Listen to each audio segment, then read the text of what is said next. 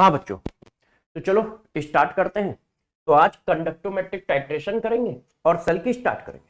चलो अरे बच्चों, आज का जो हमारा टारगेट है वो कंडक्टोमेट्रिक टाइट्रेशन है और साथ में सेल की शुरुआत करना है कि आज हम लोग सेल को भी स्टार्ट कर दें। ठीक है, तो जरा देखो कंडक्टोमेट्रिक टाइट्रेशन में क्या बातें हैं जो हमें सबसे ज्यादा इंपॉर्टेंट है और ध्यान रखनी है। गौर समझिएगा, पहला पॉइंट जो हमें ध्यान रखना है वो पहला पॉइंट क्या है, वो जरा ये है, कंडक्टेंस ऑफ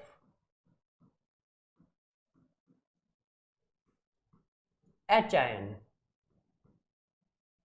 और O H ion is greater than conductance of other ion, another कोई भी आयन हो, another ions। तो पहला पॉइंट तो ये याद रखना कि कंडक्टेंस एच आयन और ओ एच आयन का हमेशा ज्यादा होगा। ये बात वैसे मैं कई बार बता चुका हूं, ठीक है, जैसे मेरे प्यारे बच्चे गलत ना करें इसलिए मैंने कई बार ये बात डिस्कस की है कि कंडक्टेंस ऑफ, ये देखो एच आयन और ओ एच आयन हमेशा ज्यादा होगा कंडक्टेंस ऑफ अदर आयन के। पहला पॉइंट वो काफी ज्यादा होगा। अब दूसरा पॉइंट जो हमें आज याद रखने हैं इसको करने में, और ये दोनों पॉइंट मैं पीछे डिस्कस कर चुका हूं, कंडक्टेंस डायरेक्टली प्रोपोर्शनल होगा नंबर ऑफ आयंस के। यदि आयंस बढ़ रहे हैं तो कंडक्टेंस बढ़ेगा और यदि आयंस कम हो रहे हैं तो कंडक्टेंस कम होगा, है ना। ये बात भी हम डिस्कस कर चुके हैं। तो दोस्त ये दोनों इंपॉर्टेंट बातें हमें याद रखनी है, ठीक। क्या कि H ion O H ion का कंडक्टेंस किसी दूसरे के कंडक्टेंस से ज्यादा होगा और साथ में यदि कंडक्टेंस जो होगा नंबर ऑफ आयन के प्रोपोर्शनल है, जितने ज्यादा आयन उतने ज्यादा कंडक्टेंस, ठीक। अब हम एक एक करके चालू करते हैं। जरा देखो यार,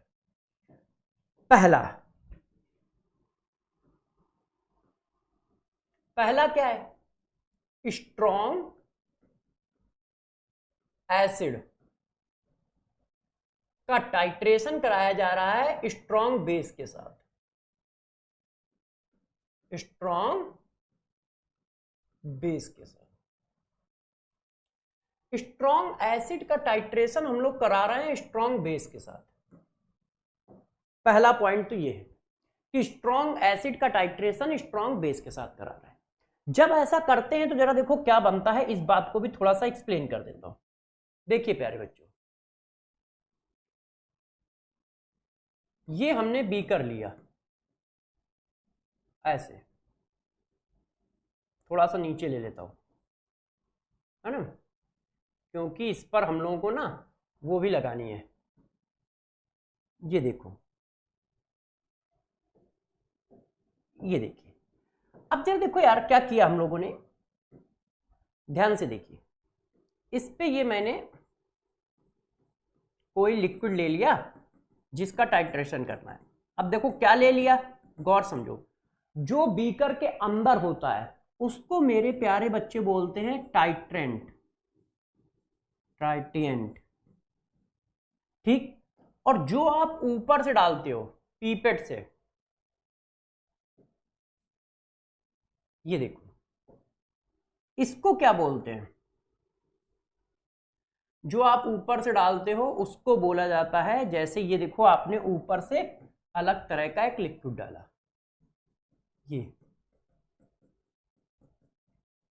ये देखो ऐसे, इसको मेरे प्यारे बच्चों बोला जाता है क्या, टाइट्रेट। ये देखो, तो जो बीकर में रहेगा वो टाइट्रिएंट होता है और जो ऊपर से डाल रहे हो ड्रॉप बाय ड्रॉप वो टाइट्रेट होता है ना। तो पहले साइंस की लैंग्वेज के नॉमेनक्लेचर कर लेते हैं। केमिस्ट्री में एक ही टेंशन है, हर चैप्टर में अपने अलग अलग नाम है ना। इनको देख के तो लगता है कि हम लोगों के दादा दादी नाना नानी जैसे लोग हैं जिनको नाम रखने का बहुत शौक है। एक एक बच्चे के ना 10-10 नाम रख दिए गए, है ना, टिंकू, मिंकू, पिंकू, चिंकू, ऐसे। उसी तरह से केमिस्ट्री में है, हर चैप्टर में अपना नॉमेनक्लेचर है, हर चैप्टर में अपना नॉमेनक्लेचर है। तो जरा देखो, टाइट्रेट जो ऊपर से डाला जाएगा और जो बीकर में होगा वो टाइट्रेंट। अब स्ट्रॉन्ग एसिड का स्ट्रॉन्ग बेस के साथ तो कर रहे हो, तो बीकर में कौन है और ऊपर से कौन डाला जा रहा है? तो हम बीकर में क्या ले रहे हैं? स्ट्रॉन्ग एसिड ले रहे हैं, ठीक है, और ऊपर से क्या डाल रहे हैं? स्ट्रॉन्ग बेस डाल रहे हैं। अब इसका हमें क्या करना है? ग्राफिकल रिप्रेजेंटेशन करना है, वो भी कैसा? कंडक्टोमेट्रिक, मतलब कंडक्टिविटी के फॉर्म में। तो देखो, जब भी ग्राफिकल रिप्रेजेंटेशन होगा तो कौन कौन क्या क्या कहां रखा जाएगा ये बता देता हूं पहले, जैसे आप बातों को अच्छे से समझ सकें। देखो प्यारे बच्चों, किसी भी ग्राफिकल रिप्रेजेंटेशन में क्या क्या बात कहां कहां होगी। देखिए, जिसको आप टाइट्रेट मानते हो वो एक्स एक्सेस पे चलेगा, जिसको भी आप टाइट्रेट मानते हो वो एक्स एक्सेस पे चलेगा, उसका वैल्यूम। जैसे आपने स्ट्रॉन्ग बेस माना है तो स्ट्रॉन्ग बेस हमारा एक्स एक्सेस पे है, ये क्या है? Volume of strong base. जो भी कुछ होगा जिसको आप टाइट्रेट मानोगे वो एक्स एक्सेस पे चलेगा, और वाई एक्सेस पे क्या चलेगा? Molar conductance. अब बस देख लो यार क्या होने वाला है, सिंपल है, इजी है। जरा देखो, जब आपने स्ट्रॉन्ग बेस नहीं डाला था तब उसकी कुछ ना कुछ तो कंडक्टिविटी रही होगी, और कुछ ना कुछ क्या बहुत ज्यादा रही होगी। क्यों? स्ट्रॉन्ग एसिड है। तो यार मेरे दोस्त, आपको मैंने पढ़ाया है कि स्ट्रॉन्ग एसिड तो खतरनाक चीज होता है, उसके पास क्या होता है? H होता है, और H की कंडक्टिविटी तो आप सभी लोग जानते हैं, बहुत ज्यादा होती है कि नहीं? तो अब जरा ग्राफ को समझिएगा, पहले सिर्फ HCl था, अब आपने ऊपर से NaOH डालना चालू किया, तो HCl था, NaOH डालना चालू किया तो बनेगा क्या? NaCl, ठीक है। अब गौर समझिएगा, और वाटर, H और Cl थे, पहले कितने आयन थे? 2 आयन, 2 आयन पहले थे, और बन भी कितने रहे? 2 आयन रहे। चेक करो, एक H आयन, ये कितने आयन थे? 2, अब कितने हैं? 2, और दोनों के दोनों स्ट्रॉन्ग इलेक्ट्रोलाइट है, ये भी स्ट्रॉन्ग इलेक्ट्रोलाइट है, ये भी स्ट्रॉन्ग इलेक्ट्रोलाइट है। तो जब आप NaOH डालोगे तो आयन के नंबर सेम है मगर कंडक्टेंस डिक्रीज करेगा। क्यों? क्योंकि पहले जो 2 आयन थे उसमें से एक H आयन था, और H आयन के बारे में मैंने क्या पढ़ा रखा है कि H आयन और OH आयन का कंडक्टेंस सबसे ज्यादा होता है। ये देखो, तो यार पहले क्या था? 2 आयन में से एक H आयन था, अब दोनों में से कोई H आयन नहीं है, एक Na आयन है, एक Cl आयन है। इसका मतलब जैसे जैसे NaOH डालते जाओगे टाइट्रेशन में क्या होगा? ग्राफ नीचे की ओर आता चला जाएगा, ऐसे। अच्छा, एक पॉइंट आएगा जहां पर वो एक दूसरे को न्यूट्रलाइज कर देंगे, है ना, सारा का सारा HCl NaOH के थ्रू न्यूट्रलाइज हो गया। अब आप फिर भी डालते चले जा रहे हो, अब क्या होगा? तो यार NaCl तो पढ़ा ही है, और साथ साथ में तुम NaOH डालते चले जा रहे हो, तो जब NaOH डालते चले जा रहे हो तो क्या होगा? कंडक्टेंस बढ़ता चला जाएगा, ठीक है कि नहीं? ये पॉइंट कौन सा आ गया? ये न्यूट्रलाइजेशन पॉइंट आ गया। यहां पे क्या है? HCl बराबर हो गया है NaOH के, ऐसे है। अब आप फिर भी डालते चले जा रहे हो, जब फिर भी डालते चले जाओगे तो कंडक्टेंस सूट कर जाएगा, ऐसे। क्यों? क्योंकि यहां क्या हो गया है? NaCl और साथ साथ में NaOH, कौन सा? एक्सेस वाला। ये एंड पॉइंट इसका आ चुका है, ये क्या है? एंड पॉइंट है, एंड पॉइंट, जहां पर उन्होंने एक दूसरे को न्यूट्रलाइज कर दिया है। तो ग्राफ ऐसा बनेगा। तो स्ट्रॉन्ग एसिड स्ट्रॉन्ग बेस के टाइट्रेशन का ग्राफ ये बनता है। समझ पाए कैसे? पहले डिक्रीज क्यों हो रहा है?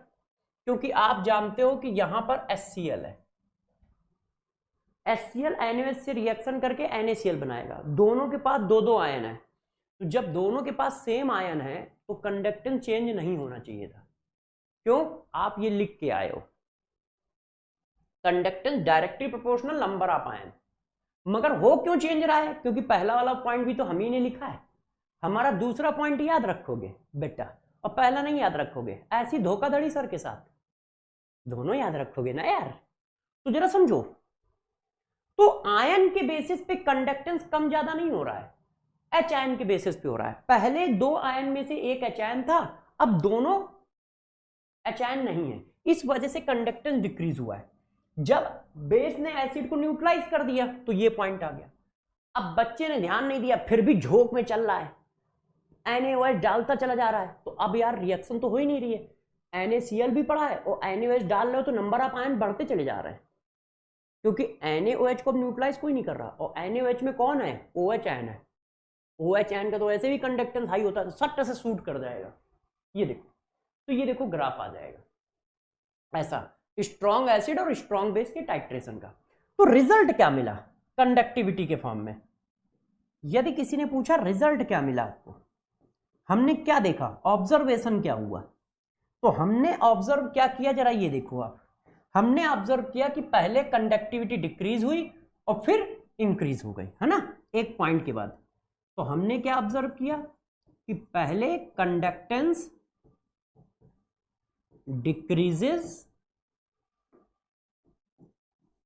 decreases and after end point, जब एंड पॉइंट आ गया उसके बाद कंडक्टेंस इंक्रीजेस। क्यों increases? Due to excess of NaOH, क्योंकि तुम NaOH एक्सेस में झोंके चले जा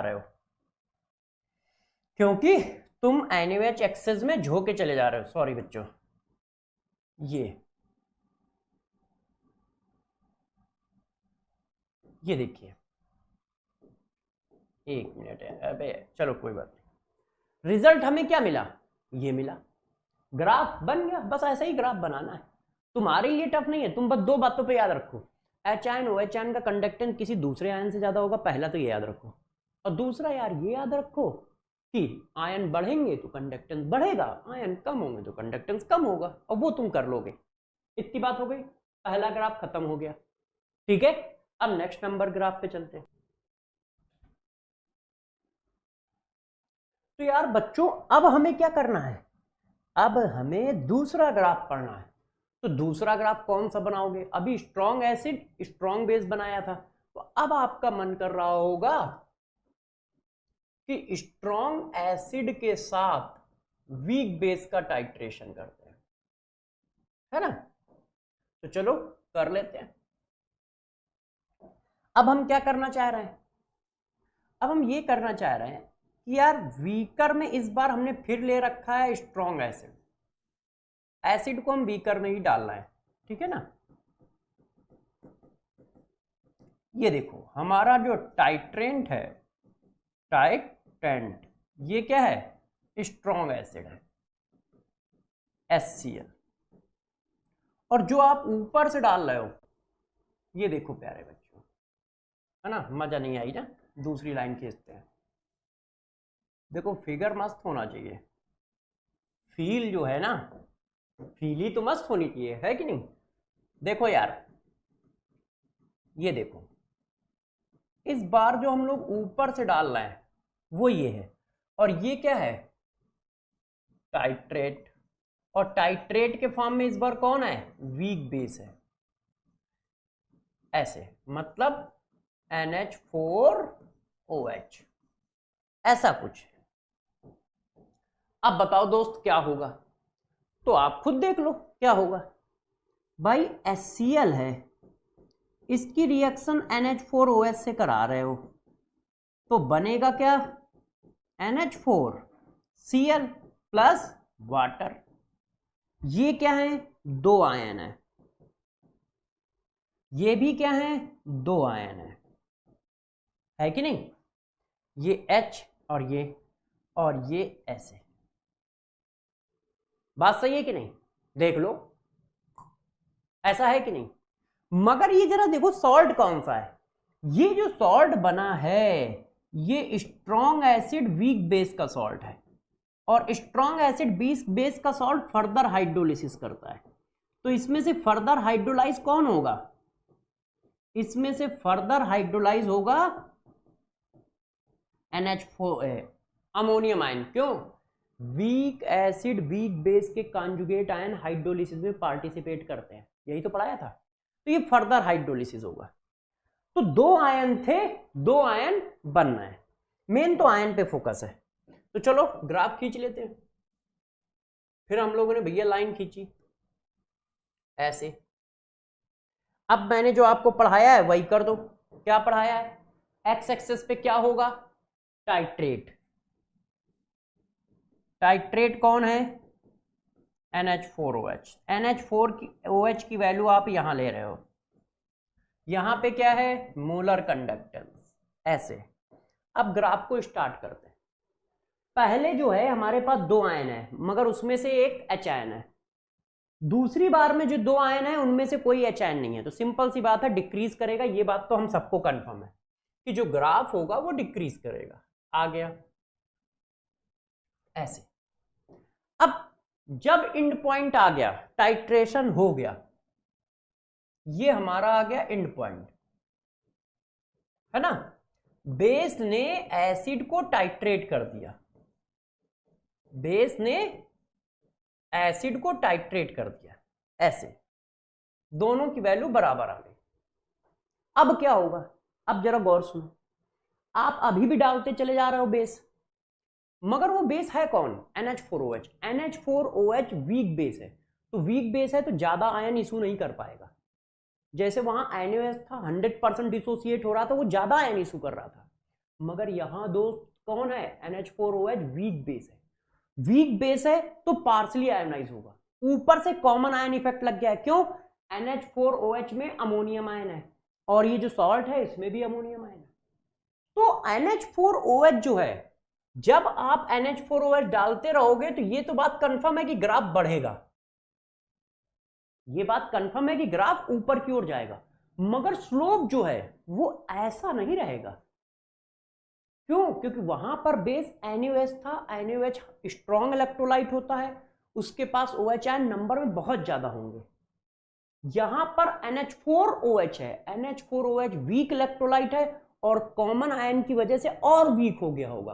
कॉमन आयन क्यों, क्योंकि इसके पास भी देखो अमोनियम आयन है। तो यहां पर हमारे पास क्या है प्यारे बच्चों, यहां पर हमारे पास है NH4Cl प्लस NH4OH, कौन सा, एक्सेस वाला। तो ये बात समझ पा रहा हो कि इसमें स्लोप कम होगा और उसमें स्लोप ज्यादा होगा, है इसका स्लोप बहुत कम होगा, ऑलमोस्ट कांस्टेंट के आसपास है। क्यों, NH4OH 3 से 4% आयनाइज होता है, कॉमन आयन लग गया होगा तो वो 1-2% आयनाइज हो रहा होगा, मतलब 100 में से 1 मॉलिक्यूल ब्रेक होगा, ये 2 मॉलिक्यूल ब्रेक होंगे, और NaOH में से 100 में से 100 ब्रेक होंगे, है। तो रिजल्ट क्या आया, रिजल्ट आपने देख के क्या पता लगाया, तो हम लोगों ने देख के यार क्या पता लगाया, हम लोगों ने ये पता लगाया क्या, पहले कंडक्टेंस डिक्रीज, है ना, conductance decreases, and after end point, and point के बाद क्या हुआ, आफ्टर एंड पॉइंट कंडक्टेंस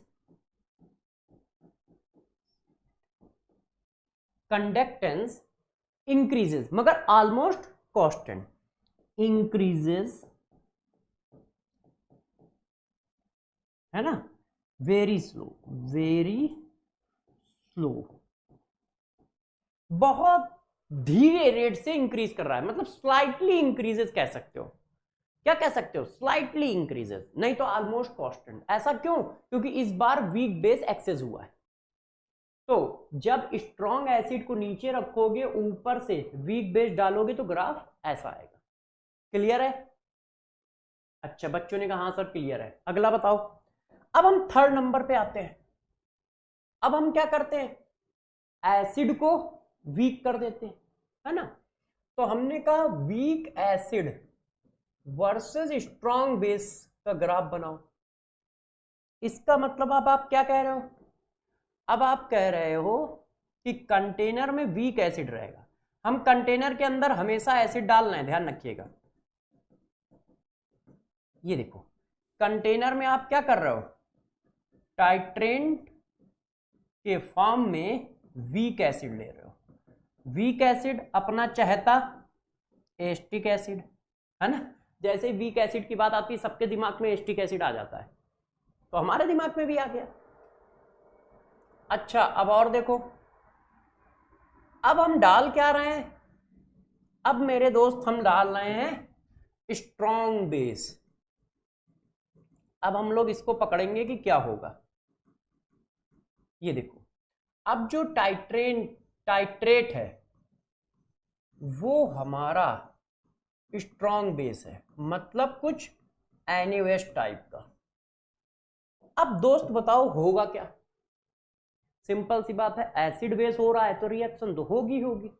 तो बच्चों ने कहा कि सर रिएक्शन होगी। मैंने कहा कैसे होगी, बच्चों ने कहा देखो सर, NaOH जब रिएक्शन करेगा इसके साथ तो सोडियम एसीटेट बनाएगा। मैंने कहा मस्त बनाएगा। बच्चे कह रहे हैं तो गलत कैसे कहेंगे, ऐसे। अब जरा बताना, इसमें कितने आयन थे, 2 आयन, मगर ये 100% आयोनाइज नहीं है, पार्सली आयोनाइज है, वीक एसिड है। और ये क्या है, 2 आयन, ये भी इशू करेगा, मगर ये 100% आयोनाइज है, आयोनाइज। और ये क्या है, ये 3% अप्रॉक्स आयोनाइज होता है। आपको वैल्यू याद रखने की जरूरत नहीं है। कोई बच्चा कहे सर तो वैल्यू याद रखनी, मैंने कहा नहीं मेरे दोस्त, मुझे याद रखी तो मैंने लिख दी, मुझे भी याद रखने की कोई खास जरूरत नहीं है, बस पार्सली आयोनाइज होगा। अब इस बात का ग्राफ बना दो कि कंडक्टेंस इंक्रीज हो रहा है या डिक्रीज हो रहा है। तो हम लोगों ने कहा यार बना देंगे, ऐसी क्या बात है। इधर क्या रखते हैं, टाइट्रेट कौन है, इस बार टाइट्रेट है हमारा स्ट्रॉन्ग बेस NaOH। इधर क्या रखते हैं, मोलर कंडक्टिविटी। अब जरा एनालिसिस करो, पहले सॉल्यूशन में अकेला वीक बेस पड़ा था, तो जब वीक बेस पड़ा होगा तो आयन कम होंगे। क्यों कम होंगे, क्योंकि 3% आयनाइज होता है। जैसे जैसे रिएक्शन होती जाएगी एसीटेट आयन और Na आयन आएंगे, और यार acetate ion Na ion strong electrolyte है, तो ग्राफ बढ़ेगा, मगर बहुत तेजी से नहीं बढ़ेगा। क्यों, क्योंकि उस वीक एसिड के पास H आयन भी था, और ये स्ट्रॉन्ग इलेक्ट्रोलाइट है मगर इसमें H आयन नहीं है, तो ग्राफ बढ़ेगा, हल्का सा बढ़ता चला जाएगा, मतलब ग्राफ ऊपर की ओर भगेगा, ऐसे कुछ देखो स्लोप रहेगा, है कि नहीं। अच्छा, बच्चों ने कहा ठीक है सर मस्त रहेगा। अब एंड पॉइंट आ गया। एंड पॉइंट आने का मतलब कि एस्टिक एसिड और NaOH बराबर हो गए, मगर आप तो जानते हो ग्राफ हम लोग एक्सेस तक लेते हैं। अब बच्चा एक्सेस में डालता चला जा रहा है तो बढ़ क्या रहा है, NaOH। और NaOH एक तो स्ट्रॉन्ग इलेक्ट्रोलाइट है, ऊपर से भाई के पास OH आयन भी है, और भाई के पास यदि OH आयन है तो OH आयन तो जानते ही हो, है ना, 220-240 की स्पीड से भागने वाला है, सर सर सर। हमारी तरह थोड़ी है कि 30-40 की स्पीड में स्कूटी चलाए, तुम्हारी तरह है 220 में अपना बाइक चलाओगे, है ना। तो ये सट्ट से ऊपर भागेगा, ऐसे। ऐसा क्यों होगा, क्योंकि भैया रुक जाओ मेरे दोस्त, सोडियम एसीटेट के साथ आपने क्या कर दिया है, NaOH का एक्सेस ले लिया है। एक तो वो पहले से ही स्ट्रॉन्ग इलेक्ट्रोलाइट है NaOH, ऊपर से उसके पास OH आयन भी है, तो ग्राफ जो होगा पहले इंक्रीजेस, एंड पॉइंट के बाद बहुत तेजी से इंक्रीज करेगा। पहले क्या होगा, स्लाइटली इंक्रीज करेगा, है ना, बहुत फास्ट इंक्रीज नहीं करेगा, स्लो इंक्रीज होगा। मगर उसके बाद सरसर भगेगा, उसके बाद क्या है, सरसर भगेगा। तो रिजल्ट क्या आया, हम लोगों ने कहा भाई रिजल्ट भी छाप देते हैं, ऐसी क्या बात है। रिजल्ट क्या आया, पहले क्या हो रहा है, स्लोली इंक्रीज कर रहा है ना, slowly increases and after end point, after end point जहां पे टाइट्रेशन खत्म हो गया, ठीक है, very fast,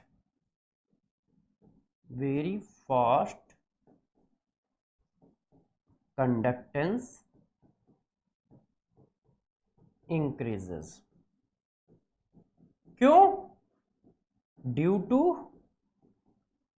access of NaOH। किसी ने कहा भाई क्यों, ऐसा क्यों कर रहे हो आप, ऐसा क्यों कह रहे हो, तो हम लोग कहेंगे भैया एक्सेस में NaOH डालोगे और हम लोग कुछ कहें भी ना, मतलब क्या है, जान लोगे क्या हम लोग की, भाई एक्सेस में NaOH डालोगे तो कहेंगे तो भाई स्मूथ की जगह भक्त से भगेगा ग्राफ। यार समझ तो पाए हो ना कि क्या हो रहा है, बहुत नॉर्मल सी बात है, आप सिर्फ नंबर पे फोकस रखो, बुकों में क्या लिखा है कैसा लिखा है उस पर टेंशन ना लो, पता नहीं इतना वो लिखते ही क्यों है, जबकि जरा सी सिंपल सी बात है, आप जरा समझो, सिंपल सी बात है। पहले 2 आयन थे मगर वो 100% आयोनाइज नहीं थे, इसका मतलब 100 मॉलिक्यूल डालोगे तो 6 आयन मिलेंगे, ये 3% आयोनाइज है। और जब वो 100 मॉलिक्यूल सोडियम एसीटेट के बनेंगे तो 100 मॉलिक्यूल डालोगे तो 200 आयन मिलेंगे, इसका मतलब ग्राफ इंक्रीज करेगा। और जैसे ही एंड पॉइंट आ गया तो एसीटेट, सोडियम एसीटेट तो पड़ा ही है और NaOH भी पड़ रहा है, NaOH स्ट्रॉन्ग इलेक्ट्रोलाइट है और साथ साथ में क्या है, OH है, तो सर से ग्राफ ऊपर की ओर भागेगा, ऐसा है ना। अब आगे बढ़े,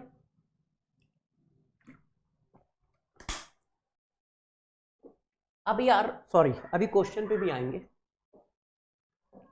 अब जरा देखो यार, ये दोनों वीक कर दिए गए तो weak acid plus weak base दोनों ही वीक है, मतलब आपने कंटेनर में भी क्या ले लिया है, वीक एसिड ले लिया है ऐसे। इस बार टाइट्रेंट भी क्या है, वीक एसिड है। ये देखो यार दोस्त, वीक एसिड अपना भाई एस्टिक एसिड। अब दोस्तों जरा ध्यान दीजिए, अच्छा नहीं बना है ना, और अच्छा नहीं बनेगा तो हम लोगों को अच्छा नहीं लगेगा, इसलिए ओफो धैर्य के साथ बनाए जैसे अच्छा बने। ये देखो प्यारे बच्चों, इसमें क्या है, बेस है जिसको हम क्या कहते हैं, टाइट्रेट कहते हैं। ये टाइट्रेट, टाइट्रेट क्या है, वीक बेस, वीक बेस क्या है, NH4OH। ये देखो, अब यार दोस्त बड़ा खतरनाक काम है, नीचे है वीक एसिड, ऊपर है वीक बेस, रिएक्शन तो होगी क्योंकि एसिड बेस रिएक्शन तो होनी ही होनी है। तो जैसे ही तुमने डाला तो एस्टिक एसिड और NaOH आपस में रिएक्शन कर गए, और रिएक्शन करके क्या बनाएंगे, अमोनियम एसीटेट और वाटर। अब जरा देखो यार, एक बात तो कंफर्म है कि पहले हमारे पास 2 आयन आ रहे थे मगर वो 2 आयन क्या आ रहे थे, 3% आयनाइज हो रहा था अप्रॉक्स। इसका मतलब क्या था कि 100 डालोगे तो 6 आयन आएंगे। फिर क्या बना, ammonium acetate, ammonium acetate salt है, फिर 2 आयन आ रहे हैं मगर ये 100% आयनाइज है। ये क्या है, 100% आयनाइज है। तो अब यार मेरे प्यारे बच्चों जरा इस बात को बताओ कि ग्राफ कैसा आएगा, इस बात को हम डिस्कस करते हैं, है ना, कि ग्राफ कैसा आएगा। जरा बता सकते हो कि एक्स एक्सिस पे हम क्या रखते हैं, बच्चों ने कहा सर एक्स एक्सिस पे हम लोग टाइट्रेंट को रखते हैं, इतनी देर से तो बता रहे हैं कि एक्स एक्सिस पे हम लोग टाइट्रेट को रखते हैं। टाइट्रेट कौन है, वीक एसिड NH4OH। और वाई एक्सेस पे मोलर कंडक्टिविटी को रखते हैं। अब ग्राफ पे चलते हैं। ग्राफ बढ़ेगा, ये बात तो कंफर्म है। क्यों? यदि हम 100 एसिटिक एसिड डालते हैं तो 6 आयन थे, और वो 100 एसिटिक एसिड रिएक्शन कर जाते हैं तो 100 अमोनियम एसीटेट बनेंगे, तो 200 आयन आएंगे क्योंकि वो 100% आयनाइज होगा। तो ग्राफ बढ़ेगा, है कि नहीं? ऐसे बढ़ गया। अच्छा दोस्त, एंड पॉइंट आ गया। एंड पॉइंट आ गया तो एसिटिक एसिड बराबर हो गया किसके? NH4OH के। यहां पर उसके बाद बढ़िया कहानी है। बढ़ने के बाद ग्राफ कैसा हो जाएगा, कहानी यहां पर है। अब एंड पॉइंट आ गया, अब उसके बाद भी आप NH4OH डाल रहे हो। NH4OH क्या है? वीक एसिड है। इसका मतलब ये खुद 2-3% आयनाइज होता है, ऊपर से कॉमन आयन इफेक्ट है। जो सोल्यूशन है उसमें पहले से ही अमोनियम आयन है। तो यार ग्राफ ऑलमोस्ट कांस्टेंट रहेगा, हल्का सा इंक्रीजिंग तो होगा ही। क्यों? क्योंकि NH4OH पढ़ तो रहा ही है ना। अब NH4OH डाल रहे हो तो हम कह रहे हैं भैया 100 डालोगे, एक आयनाइज होगा, 2 आयन बढ़े तो है ही, मगर बहुत तेजी से नहीं बढ़ेंगे। तो ग्राफ यार ऑलमोस्ट कांस्टेंट चलेगा, हल्का सा चाहो तो इंक्रीज कर लो, नहीं तो ऑलमोस्ट कांस्टेंट है ना, ऐसा। अब ये ग्राफ थोड़ा सही नहीं लग रहा है, इसका है ना, इसको थोड़ा सा चेंज कर देता हूं, जैसे हम लोग को दिखने में सही लगे। नहीं तो ये सही बना था, ऐसा नहीं है, मगर थोड़ा दिखने में सही लगे तो स्लोप बढ़ा देता हूं नीचे वाले का। ये देखो, जैसे अब थोड़ा ज्यादा सही लग रहा है। पहले ज्यादा तेजी से इंक्रीज करेगा, एंड पॉइंट के बाद कम तेजी से इंक्रीज करेगा। किसी ने कहा सर पहले ज्यादा तेजी से क्यों इंक्रीज करेगा? मैंने कहा पहले क्या हो रहा था, ये आयन खत्म हो रहे थे, ये जनरेट हो रहे थे, तो आप क्या कर रहे थे? 6 आयन से 200 आयन में जा रहे थे। पहले इसके 100 मॉलिक्यूल पड़े थे तो 6 आयन थे। अब जैसे जैसे न्यूट्रलाइज हो रहा है तो वो 6 आयन से 10 आयन, 20 आयन, 200 आयन तक गए। अब 200 आयन बन चुके हैं, अब उसके बाद NaOH डाल रहे हो तो अब उस स्पीड से आयन नहीं बढ़ेंगे, क्योंकि NaOH वीक बेस है, और वीक बेस है तो वो खुद 1-2% आयनाइज होगा। तो जब 100 NaOH डालोगे तो 2 आयन बढ़ेंगे। तो ग्राफ ऐसा हो जाएगा, इस तरह का, है ना। तो रिजल्ट क्या आया? रिजल्ट भी तो लिखना है अपने को, तो रिजल्ट लिख देते हैं कि रिजल्ट क्या आया। तो रिजल्ट हम लोगों को मिला, कंडक्टेंस पहले क्या हो रहा है? स्लोली इंक्रीज हो रहा है, conductance increases, and after end point, after end point, after end point conductance almost constant, है ना, या फिर कह सकते हो स्लोली इंक्रीजेस। ये देखो, ये रिजल्ट आया कि पहले कंडक्टेंस बढ़ेगा और फिर जहां एंड पॉइंट आ गया उसके बाद क्या होगा? ऑलमोस्ट कांस्टेंट हो जाएगा, या हल्का सा स्लोप बढ़ा सकते हो। क्यों? क्योंकि एक्सेस में वीक बेस जा रहा है। ये हमारा ग्राफ है किसका? इसका, वीक एसिड का वीक बेस के साथ जब आप टाइट्रेशन कराओगे। अब आपका मन कर रहा होगा क्या? अब आपका मन कर रहा होगा फिफ्थ नंबर। फिफ्थ नंबर आप सोच रहे होगे कहां से आएगा? तो फिफ्थ नंबर ये है, जरा गौर समझिए। स्ट्रॉन्ग एसिड और वीक बेस के स्ट्रॉन्ग एसिड और वीक एसिड के मिक्सचर को आप टाइट्रेट करा रहे हो स्ट्रॉन्ग बेस से। ये देखो, अब बस 2 ग्राफ रह गए, उनमें से ये अलग ग्राफ समझो। हम लोग क्या कर रहे हैं? स्ट्रॉन्ग एसिड और वीक एसिड के मिक्सचर का टाइट्रेशन करा रहे हैं किसके साथ? स्ट्रॉन्ग बेस के साथ। मतलब क्या है? कंटेनर में इस बार आपने एसिड तो लिया है, मगर एसिड का मिक्सचर है। ये देखो,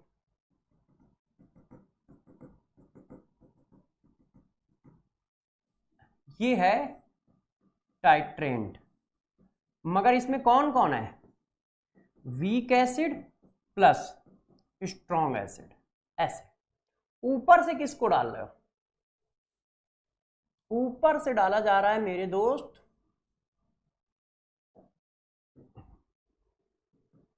ये देखो,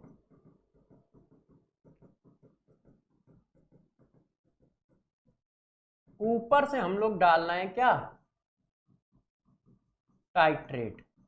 और टाइट्रेट के फॉर्म में क्या है? Strong base.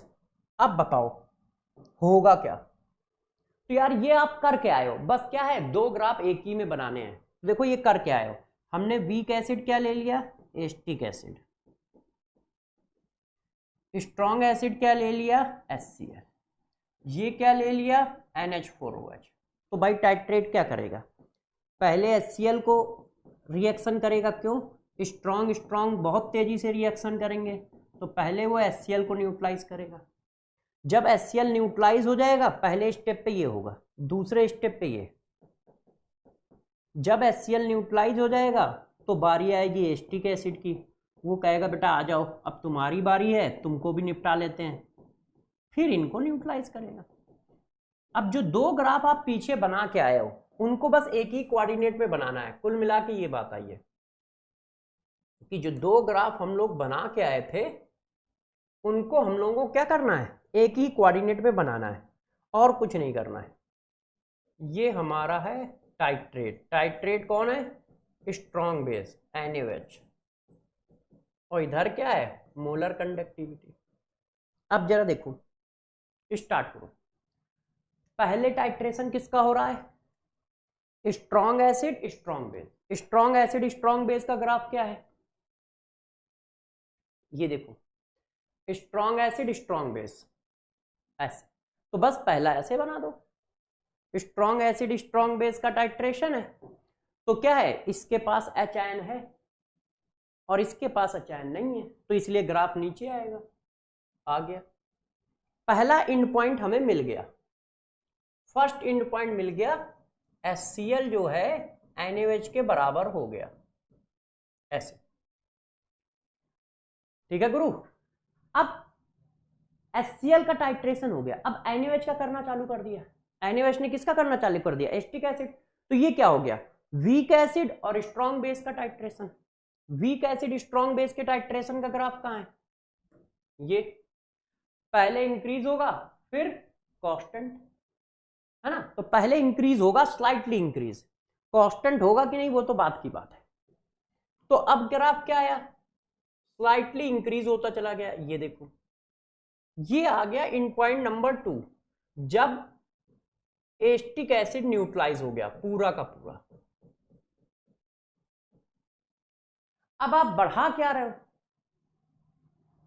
अब NaOH ने पहले HCl को न्यूट्रलाइज किया तो बहुत तेजी से ग्राफ गिरा। एस्टिक एसिड को न्यूट्रलाइज किया तो ग्राफ थोड़ा सा उठेगा। क्यों उठेगा आप जानते हो? क्योंकि एस्टिक एसिड में 2-3 आयन है, मगर जो सोडियम एसीटेट बनना है उसमें ज्यादा आयन है, तो ग्राफ थोड़ा सा उठेगा। अब दोनों हो गए, इसके बाद भी आप बेस डालोगे, तो जब इसके बाद भी आप बेस डालोगे तो ग्राफ क्या होगा? बहुत तेजी से ऊपर जाएगा। किसी ने कहा सर बहुत तेजी से ऊपर क्यों जाएगा? मैंने कहा जरा बताना, NaOH है कौन? स्ट्रॉन्ग इलेक्ट्रोलाइट है, पहले से ही बाप है। अब बाप के पास भी क्या है? बंदूक, OH आयन है।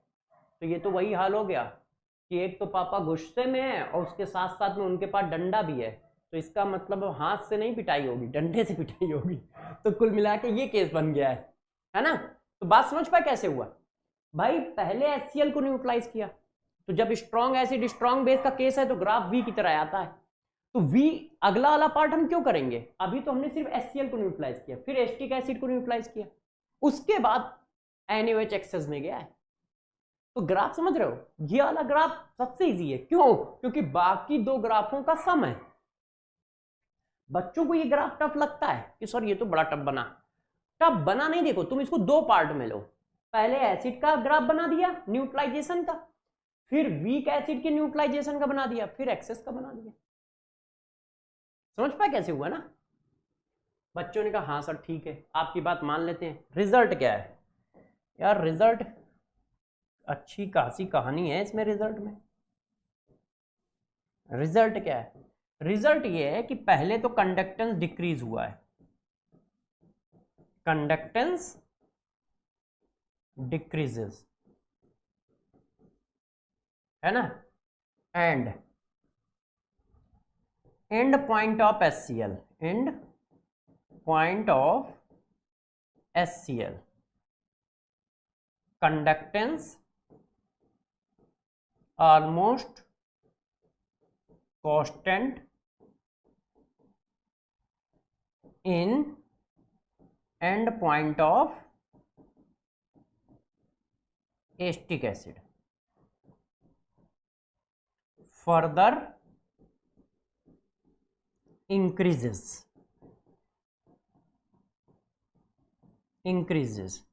due to excess of NaOH। जो ग्राफ में दिख रहा है उसी को लैंग्वेज के फॉर्म में छाप दिया है। अब ये ग्राफ हो गया। अब लास्ट अभी आ रहा हूं भाई, तुम्हारे पास आ रहा हूं, तुम्हारा ही क्वेश्चन करूंगा एडवांस वाला। लास्ट 6 नंबर, 6 नंबर का टाइट्रेशन ग्राफ अब कौन सा है भैया? एसिड बेस तो सारे कर डाले, एसिड बेस के बाद सॉल्ट का सॉल्ट के साथ टाइट्रेशन, है ना। सॉल्ट का सॉल्ट के साथ टाइट्रेशन कैसे? जैसे ये देखो, AgI का जैसे ये टाइट्रेशन है, मैं आपको ये वाला कराता हूं क्योंकि ये वाला पूछा जाता है। KI का HgI2 के साथ टाइट्रेशन, नहीं AgNO3 के साथ पूछते हैं, है ना, AgNO3 के साथ पूछते हैं। ऐसा पूछते हैं कि AgI का AgNO3 के साथ, KCl का AgNO3 के साथ टाइट्रेशन, AgNO3 के साथ। इसका मतलब क्या हुआ? इसका मतलब मेरे दोस्त कुछ ऐसा है, देखो अब सॉल्ट का सॉल्ट के साथ रिएक्शन हो रहा है बस, और कुछ नहीं है। और हमें काम वही करना है, काम कुछ नया नहीं करना है। हमने क्या किया, यहां पे टाइट्रेंट में ले लिया, टाइट्रेंट इसमें ले लिया है KCl, ऊपर से हमने क्या डाला, ऊपर से मेरे दोस्त हम लोगों ने डाल दिया है, ये देखो AgNO3 का सॉल्यूशन एक्सेस में। अब क्या होगा, होगा क्या जरा देखो क्या होगा भाई। KCl है, AgNO3 से मिलेगा तो AgCl बनेगा और बनेगा KNO3। अब प्रॉब्लम क्या है, ये प्रेसिपिटेट होता है तो ये तो सॉलिड हो गया। अब ये सॉल्यूशन था तो इसमें कितने आयन थे? 2 आयन थे कि नहीं? 2 आयन। और 2 आयन कैसे थे? 100% आयनाइज। भाई सॉल्ट है ना यार। अच्छा, जब रिएक्शन हो रही फिर भी 2 आयन आ रहे हैं, ये देखो वो सॉलिड हो गया, ये तो है 2 आयन आ रहे हैं, और ये भी क्या है, सॉल्ट है, 100% आयनाइज हो रहा है। भाई AgCl का तो प्रेसिपिटेट बन गया, है ना। तो अब बताओ हो क्या रहा है? जो हो रहा है उसका ग्राफ बना दो। इसमें HN तो है नहीं, तो ये ग्राफ ज्यादा इजी होता है उससे। क्यों? इसमें HN पर फोकस नहीं करना होता है। इधर क्या है? इधर है हमारा AgNO3 और इधर क्या है? Molar conductance. अब ग्राफ को देख के बताओ, पहले कंटेनर में कौन पड़ा है? KCl। KCl की यदि 100 मॉलिक्यूल माने जाएं तो 200 आयन हुए, क्योंकि एक मॉलिक्यूल में 2 आयन है, 100% आयनाइज होगा। जब KCl पूरा का पूरा रिएक्शन कर जाएगा तो हमारे कंटेनर में ये मिलेगा, इसमें से ये तो सॉल्ट है, आयनाइज नहीं है। ये देखो ये कितना आयनाइज हो रहा है, KNO3 भी 2 आयन देता है और 100% आयनाइज होता है, तो आयन तो लगभग बढ़ ही नहीं रहे, आयन तो ऑलमोस्ट कांस्टेंट है।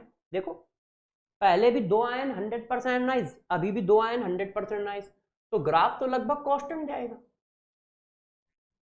ठीक है, अब कांस्टेंट के बाद ये आ गया एंड पॉइंट। एंड पॉइंट आने का मतलब रिएक्शन कंप्लीट हो गई। अब आपने क्या किया, फिर भी आप एक्सेस में डालते चले जा रहे हो, तो जब AgNO3 डालोगे तो AgNO3 भी सॉल्ट है, ये जब तुम एक्सेस में करोगे तो यार 2 आयन तो ये थे ही थे, अब इसके आयन बढ़ते चले जाएंगे, और जब बढ़ते चले जाएंगे तो ग्राफ ऐसे शूट कर जाएगा। ये कौन सी सिचुएशन है?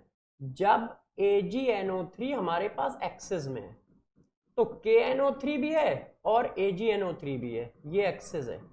और ये कौन सी सिचुएशन है? जब रिएक्शन हो गई है, जब रिएक्शन हो गई है मतलब इन दोनों के मोल बराबर हो गए, ये वो वाली सिचुएशन। तो ग्राफ समझ पाए कैसा गया? ऐसा गया। क्यों गया? अरे भाई 2 आयन थे, 2 आयन डेवलप हो रहे हैं, आयन के नंबर नहीं बढ़ रहे हैं, तो कंडक्टेंस कैसे बढ़ेगा?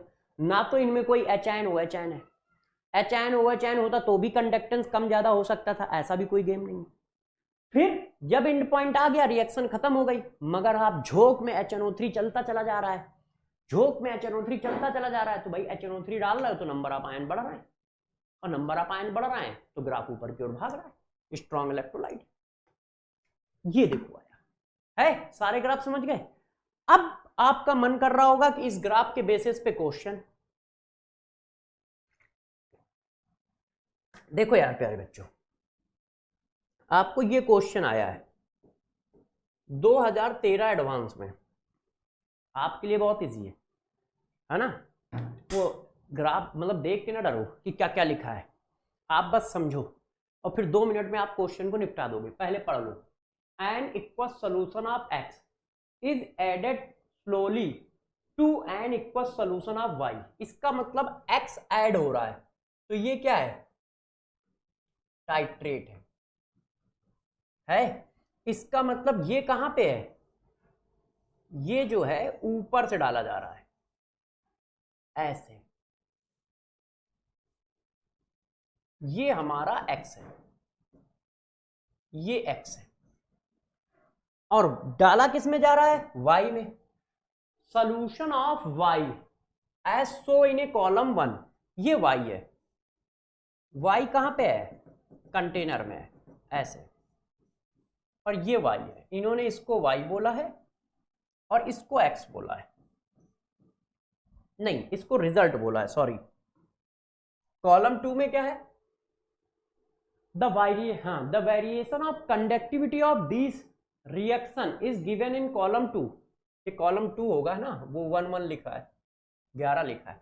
Match column 1 with column 2 and select the correct answer using this code. अच्छा, ये रिजल्ट लिखा है यार, किसका क्या रिजल्ट होगा ये मैच करना है, और फिर ये कोड है, इसको टिक करना है। कर देंगे यार, अभी तो किया है, कोई टेंशन है क्या तुम्हें? होनी तो नहीं चाहिए। अब पढ़ते हैं। पहले ये बताओ, थोड़ी सी ऑर्गेनिक का हो सकता है नॉलेज लगे, पहले ये बताओ ये क्या है? C2H5 का whole thrice N organic amine है ना। मैंने आपको पढ़ाया है जब भी हमें जरूरत पड़ी है कि ऑर्गेनिक एमीन जो होंगे वो वीक बेस होंगे। मैंने कहा है कि ऑर्गेनिक अमीन हमेशा वीक बेस होते हैं, और ये एस्टिक एसिड है, ये वीक एसिड है। तो यार ये वीक एसिड वीक बेस का ग्राफ हुआ। वीक एसिड वीक बेस का ग्राफ कैसा होता है? पहले बढ़ेगा, क्यों? यहां कंटेनर में कौन है? ये देखो, कंटेनर में कौन है? वाई। एक्स कहां है? ऐड किया जा रहा है, तो इसका मतलब कंटेनर में वीक एसिड है। ऐड कौन कर रहे हो? Weak base. तो कंटेनर में वीक एसिड है, वीक बेस ऐड कर रहे हो, तो वीक एसिड पार्शली आयोनाइज हो रहा था, 2-3 आयन थे, और जब एसिड और बेस रिएक्शन करेंगे तो सॉल्ट बनेगा, सॉल्ट 100% आयोनाइज होगा, तो ग्राफ क्या होगा? पहले बढ़ेगा और फिर ऑलमोस्ट कांस्टेंट हो जाएगा। क्यों? क्योंकि आप एक्सेस में किसको डालोगे? वीक बेस को। वीक बेस एक्सेस में जाएगा तो यार आयन देगा ही नहीं ज्यादा, है ना? ये देखो अभी बनाया है, वीक बेस एक्सेस में आयन देगा ही नहीं। ये देखो भाई, पहले एस्टिक एसिड है, 2-3 आयन दे रहा है, जो सॉल्ट बनना है वो 100% आयनाइज हो रहा है, तो आयन बढ़ रहा है इसलिए ग्राफ बढ़ा। जब टाइट्रेशन हो गया तो तुम एक्सेस में बेस डाल रहे हो, मगर बेस क्या है? वीक है, तो वीक है तो ज्यादा आयन प्रोड्यूस ही नहीं करेगा, तो ग्राफ कांस्टेंट हो जाएगा। इसका मतलब क्या हुआ? कंडक्टेंस इंक्रीज हुआ और फिर क्या हुआ? एंड पॉइंट के बाद ऑलमोस्ट कांस्टेंट हो गया। ऐसा आंसर कहाँ है? उन्होंने क्या है? रिजल्ट लिख दिए हैं, ग्राफ नहीं बनाए। तो आपको ग्राफ बना के देखना पड़ेगा, तभी तो रिजल्ट याद रहेगा। किसी को रिजल्ट याद थोड़ी होता है ना? तो पहले क्या हुआ? कंडक्टेंस इंक्रीज होगा और फिर almost constant. Conductivity decrease then increase, गलत है। Conductivity decrease then does not change, गलत है। Conductivity increase and then does not change much, ये सही है। पी का तीसरा हो सकता है, conductivity does not change much then increase, ये भी गलत है। पी का हमारा क्या है, तीसरा मैच हो सकता है कि कंडक्टिविटी इंक्रीज हुई और फिर बहुत ज्यादा चेंज नहीं हुई। बात समझ पाए? अब ये ग्राफ देख लो यार, ये सॉल्ट का सॉल्ट के साथ है, इसकी वैल्यू पढ़ो 0.1 है और इसकी वैल्यू पढ़ो 0.001 है। इसका मतलब ये एक्सेस है। एक्सेस हमेशा कौन होता है, जो पीपेट पे लगा होता है, वाई एक्स। तो जरा देखो पहले क्या होगा, ये आपस में रिएक्शन करेंगे, तो क्या रिएक्शन करेंगे, आई थिंक मैंने यही वाला तो दिया है, तो ये बनेगा AgI प्लस KNO3 और AgI का मेरे प्यारे बच्चों येलो प्रेसिपिटेट होता है। तो देखो पहले कंटेनर में कौन है, कंटेनर में Y है, AgNO3 है। AgNO3 सॉल्ट है, 100% आयनाइज हो रहा था, है ना, पूरा कंडक्टेंस डाल दिया गया इस क्वेश्चन में। AgNO3 100% आयनाइज हो रहा था, ठीक। अब जो बनना है वो भी 100% आयनाइज हो रहा है, तो ग्राफ पहले क्या होगा, कांस्टेंट और फिर इंक्रीज, क्यों, ये एक्सेस में है ना, और ये 100% आयनाइज होगा, KI एक्सेस में पड़ा, देखो 0.1 वैल्यू है ये। तो पहले क्या, कांस्टेंट फिर इंक्रीज, क्यों, दो आयन थे, दो आयन मिल रहे हैं, मगर जब न्यूट्रलाइजेशन कंप्लीट हो जाएगा तो तुम KI मिलाते चले जा रहे हो तो आयन बढ़ते चले जा रहे हैं, ग्राफ बढ़ जाएगा। तो ऐसा कौन है जिसमें लिखा है पहले इंक्रीज नहीं हो रहा है फिर इंक्रीज हो रहा है, conductivity does not change much then increases. तो यार Q का आंसर क्या आ गया, 4। अब इसको तो मैच ही कर लो यार, P3Q4, ऐसा कौन है, P3Q4 पहला वाला मैच कर रहा है। अब R और S को भी तुम चाहो तो देख सकते हो, ठीक है, ये मैं पीछे करा चुका हूं, आपको पता है, वीक एसिड स्ट्रॉन्ग बेस और strong acid strong base. HI क्या है, HI स्ट्रॉन्ग एसिड होता है, down the group acidic strength hydride की इंक्रीज करती है, डाउन द ग्रुप हाइड्राइड की एसिडिक स्ट्रेंथ इंक्रीज करती है। तो अब आप कर लोगे, आंसर तो मिल ही गया है, ये केस है ऐसा और ये केस है ऐसा, strong base plus strong acid, ये देखो, तो आंसर कर दिया, कर लोगे। अच्छा ये क्वेश्चन देखो, ये 2011 के एडवांस में आया है, इसको देखा। अब पूछ क्या रहा, पढ़ो जरा, AgNO3 was added to a aqueous AgCl solution gradually and the conductivity of solution was measured, ठीक है, the plot of conductance various volume of AgNO3। AgNO3 ऊपर से डाला जा रहा है, कंटेनर में क्या है मेरे दोस्त, कंटेनर में हमारे पास है KCl है ना, हाँ। ऊपर से क्या डाला जा रहा है, ऊपर से हमारे पास डाला जा रहा है AgNO3, ऐसे। अब बताओ क्या होगा, KCl प्लस AgNO3 बना क्या, AgCl प्लस KNO3, ये तो प्रेसिपिटेट है। पहले सोल्यूशन में कितने थे, दो आयन थे, और ये कैसा है, 100% आयनाइज होता है ना। अलार्म बज गया, बंद कर दो। आप सोच रहे होगे 100% आयनाइज होता है, और जो बना वो भी दो आयन है और 100% आयनाइज होता है, ये देखो मेरे दोस्त, है कि नहीं। तो आयन के नंबर सेम है, आयन के नंबर सेम है तो ग्राफ कांस्टेंट होगा, और फिर तुम इसको एक्सेस में डालोगे, किसको, AgNO3 को। जब AgNO3 एक्सेस में जाएगा तो ग्राफ उठ जाएगा, तो ये ग्राफ आ रहा है S वाला। S ग्राफ किस में आंसर में है, S ग्राफ D में आंसर है कि नहीं, पहले कांस्टेंट फिर इंक्रीज, ये किस में है, D में। बस हो गया, बात समझ पाए कैसे।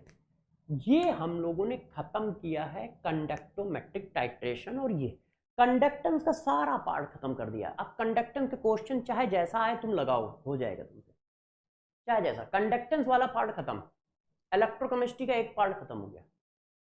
अब हम लोग स्टार्ट करेंगे सेल वाला पार्ट, है ना, कि सेल में क्या चीजें हैं, गैल्वेनिक सेल क्या है, उसमें ये सारी कहानी। और जैसे ही वो खत्म हो जाएगा फिर बची हुई 2 क्लासों में चैप्टर ही खत्म हो जाएगा। इलेक्ट्रोलिसिस में टाइम नहीं लगता। कर लिया इतना, बात समझ गए? चलो अब आगे बढ़ते हैं। अब जरा देखो यार, अब हम लोग डिस्कस करेंगे सेल क्या होता है। चलो इसका भी डिस्कशन कर लेते हैं।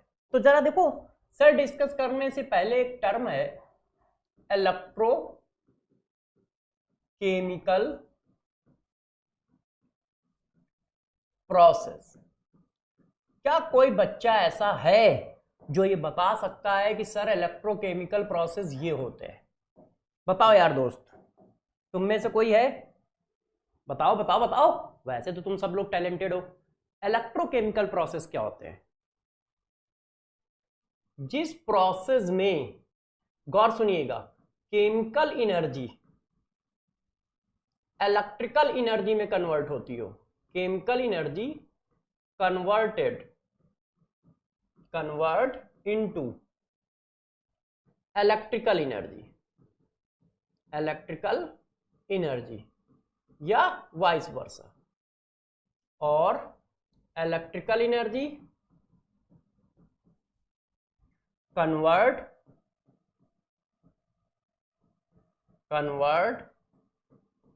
इनटू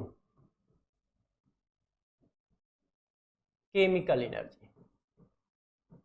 जरा देखो, ऐसा प्रोसेस जिसमें इलेक्ट्रिकल एनर्जी का कन्वर्जन केमिकल एनर्जी में हो या फिर केमिकल एनर्जी का कन्वर्जन इलेक्ट्रिकल एनर्जी में हो, ऐसे प्रोसेस को इलेक्ट्रोकेमिकल प्रोसेस बोलते हैं। मतलब रिएक्शन होने से इलेक्ट्रिसिटी जनरेट हो, इलेक्ट्रिसिटी रिएक्शन के फॉर्म में, केमिकल एनर्जी के फॉर्म में स्टोर हो। ऐसा यदि कहीं कुछ हो रहा है तो केमिस्ट्री की लैंग्वेज में उसको कहते हैं वो इलेक्ट्रोकेमिकल प्रोसेस हो रहा है ना। केमिस्ट्री की लैंग्वेज में उसको कहते हैं कि वो इलेक्ट्रोकेमिकल प्रोसेस है। केमिकल एनर्जी का इलेक्ट्रिकल एनर्जी में कन्वर्जन और इलेक्ट्रिकल एनर्जी का केमिकल एनर्जी में conversion is known as electrochemical process. अब जरा देखो, अब बात करते हैं सेल क्या होता है। जरा इसके बारे में समझो, ये क्या है? It is a device in which electrochemical process take place. Electrochemical process take place. Cell क्या होती है? सेल एक ऐसी डिवाइस होती है जिसमें इलेक्ट्रोकेमिकल प्रोसेस होते हैं। मतलब सेल एक ऐसी डिवाइस है जो केमिकल एनर्जी से इलेक्ट्रिकल एनर्जी जनरेट करेगी या इलेक्ट्रिकल एनर्जी को केमिकल एनर्जी में स्टोर करेगी। स्टैंडर्ड लैंग्वेज में हम ये लिख देते हैं, it is a device in which electrochemical process take place. Electrochemical process take place का मतलब इलेक्ट्रिकल एनर्जी का केमिकल एनर्जी में कन्वर्जन या केमिकल एनर्जी का इलेक्ट्रिकल एनर्जी में कन्वर्जन करता है कौन? सेल। सेल एक ऐसी डिवाइस है जो इलेक्ट्रोकेमिकल प्रोसेस जहां पर होते हैं, और इलेक्ट्रोकेमिकल प्रोसेस का मतलब इलेक्ट्रिकल एनर्जी का केमिकल एनर्जी में कन्वर्जन, केमिकल एनर्जी का इलेक्ट्रिकल एनर्जी में कन्वर्जन। तो सेल हो गया। अब जरा देखो टाइप ऑफ सेल कितने तरह के होंगे, तो जरा देखना, गौर समझिएगा। सबसे पहले इस बात को समझो, हम लोग 2 पार्ट में इसको डिवाइड करते हैं। कौन कौन से 2 पार्ट? जरा देखिए कौन से वो 2 पार्ट हैं।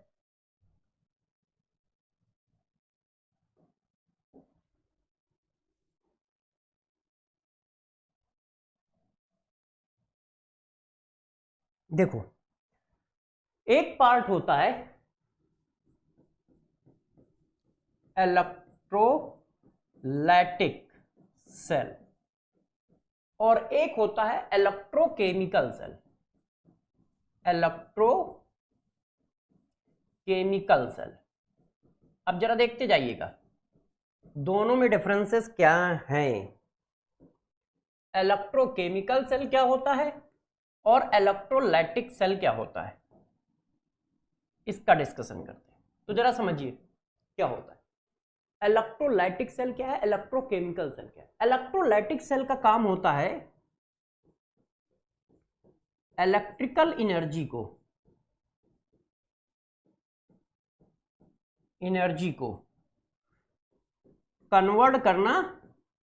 Convert into chemical energy.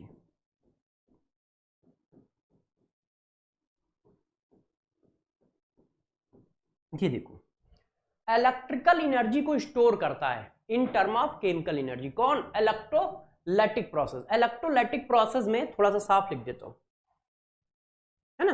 Electrolytic process में क्या होता है, इलेक्ट्रोलाइटिक प्रोसेस में मेरे दोस्त इलेक्ट्रिकल एनर्जी केमिकल एनर्जी में कन्वर्ट हो रही होती है, और इलेक्ट्रोकेमिकल प्रोसेस में उल्टा हो रहा होता है। केमिकल एनर्जी जो होती है वो इलेक्ट्रिकल एनर्जी में कन्वर्ट हो रही होती है, कन्वर्टेड इनटू इलेक्ट्रिकल एनर्जी।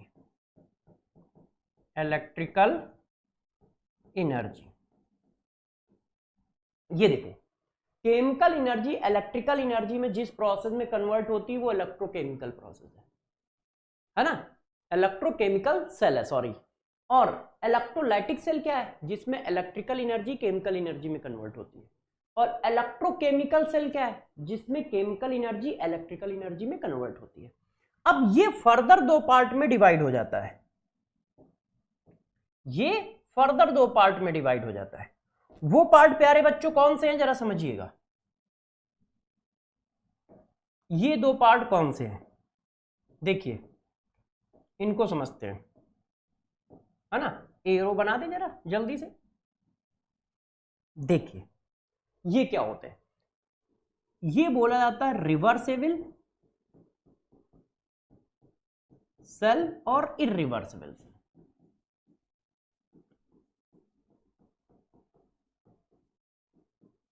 ये देखो, ये फर्दर दो पार्ट में डिवाइड हो जाता है, reversible cell irreversible cell. Irreversible cell हमको पढ़ने नहीं है, रिवर्सेबल सेल हमको पढ़ने हैं। हम जितने भी सेल पढ़ेंगे वो सब के सब रिवर्सेबल सेल होंगे, वो सब के सब रिवर्सेबल सेल होंगे।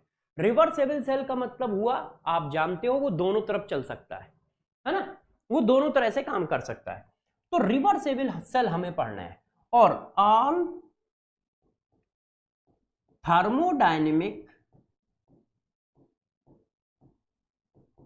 मिक्स पैरामीटर, मतलब delta H, delta S etcetera, ठीक है, अप्लाइड,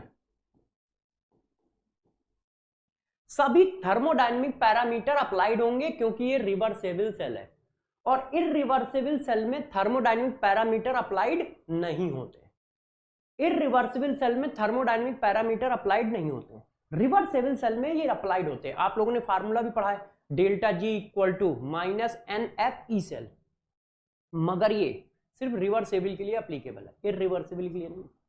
तो फिर से समझो, सेल दो तरह के हैं, electrolytic cell, electrochemical cell. Electrochemical cell chemical energy को इलेक्ट्रिकल एनर्जी में कन्वर्ट करता है, इसी को आप लोग गैल्वेनिक सेल भी बोलते हो, इसी को आप क्या बोलते हो, गैल्वेनिक सेल भी बोलते हो।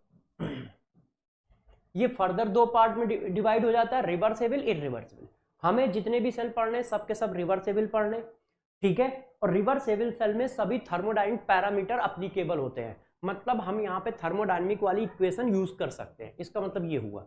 इरिवर्सिबल सेल में थर्मोडायनेमिक पैरामीटर अप्लीकेबल नहीं होते, इसका मतलब थर्मोडायनेमिक वाली इक्वेशन यूज नहीं कर पाएंगे। तो इरिवर्सिबल सेल अपने को पढ़ने नहीं है, सारे के सारे रिवर्सेबल पढ़ने। अब कहानी को आगे बढ़ाएं, अब हम लोग पढ़ना चालू करते हैं कि गैल्वेनिक सेल कैसे काम करता है। तो जरा देखो, अब हमारी हेडिंग आई वर्किंग ऑफ गैल्वेनिक सेल। हम गैल्वेनिक सेल की वर्किंग पढ़ेंगे, और हमारे पास जो एग्जाम्पल है वो कौन सा एग्जाम्पल है? डैनियल सेल का। क्या होता है डैनियल सेल? अब एक एक करके आपको समझाते हैं, ठीक है, कि डैनियल सेल कैसा होता है, किस तरह से काम करता है। तो जरा देखो, डैनियल सेल हम लोग बनाते हैं, ठीक है।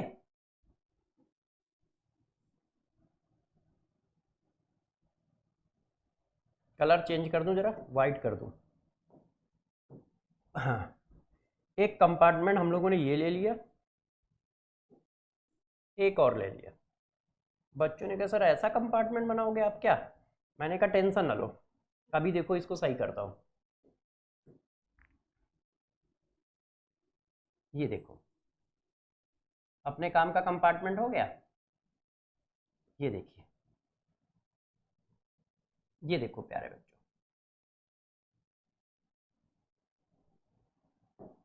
बन गया मस्त। अब जरा गौर से देखते जाइएगा कि कब कब क्या क्या होता है ना। इसको जरा कहीं और लिख देता हूं, एग्जाम्पल डैनियल सेल।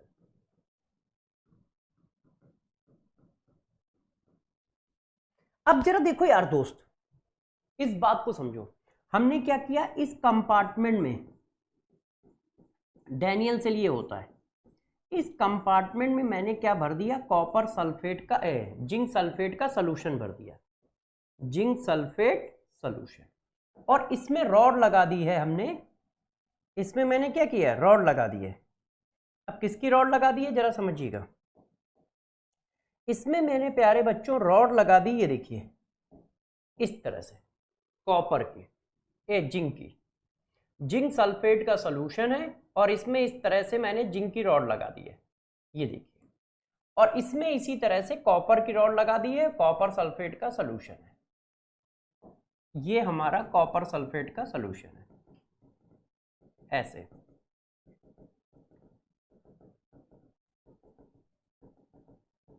ये देखो, ठीक है। अब जरा देखो गौर से समझते जाइएगा, ठीक है, सारी बातें मैं डिटेल में लिखते जा रहा हूं। ये क्या है, कॉपर सल्फेट का सॉल्यूशन है, और ये मेरे दोस्त क्या है, कॉपर रॉड है, और ये जिंक सल्फेट का सॉल्यूशन है, और ये क्या है, जिंक रॉड है, ऐसे। अब इन दोनों को मैंने जोड़ दिया इस तरह से, ओ,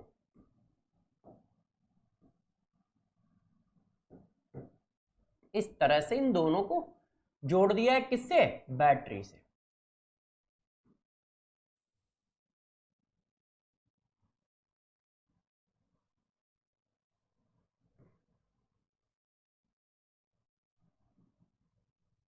ऐसे,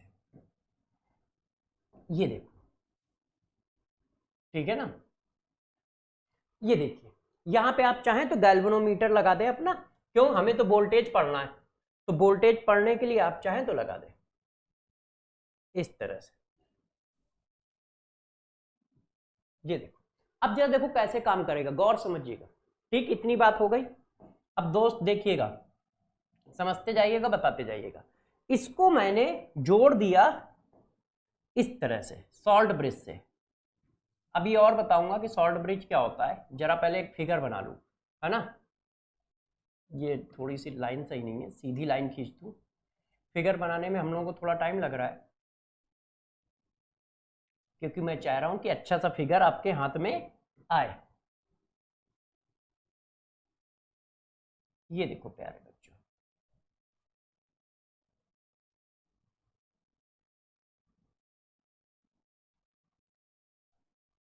यहां पे कॉटन वूल लगा दिया है।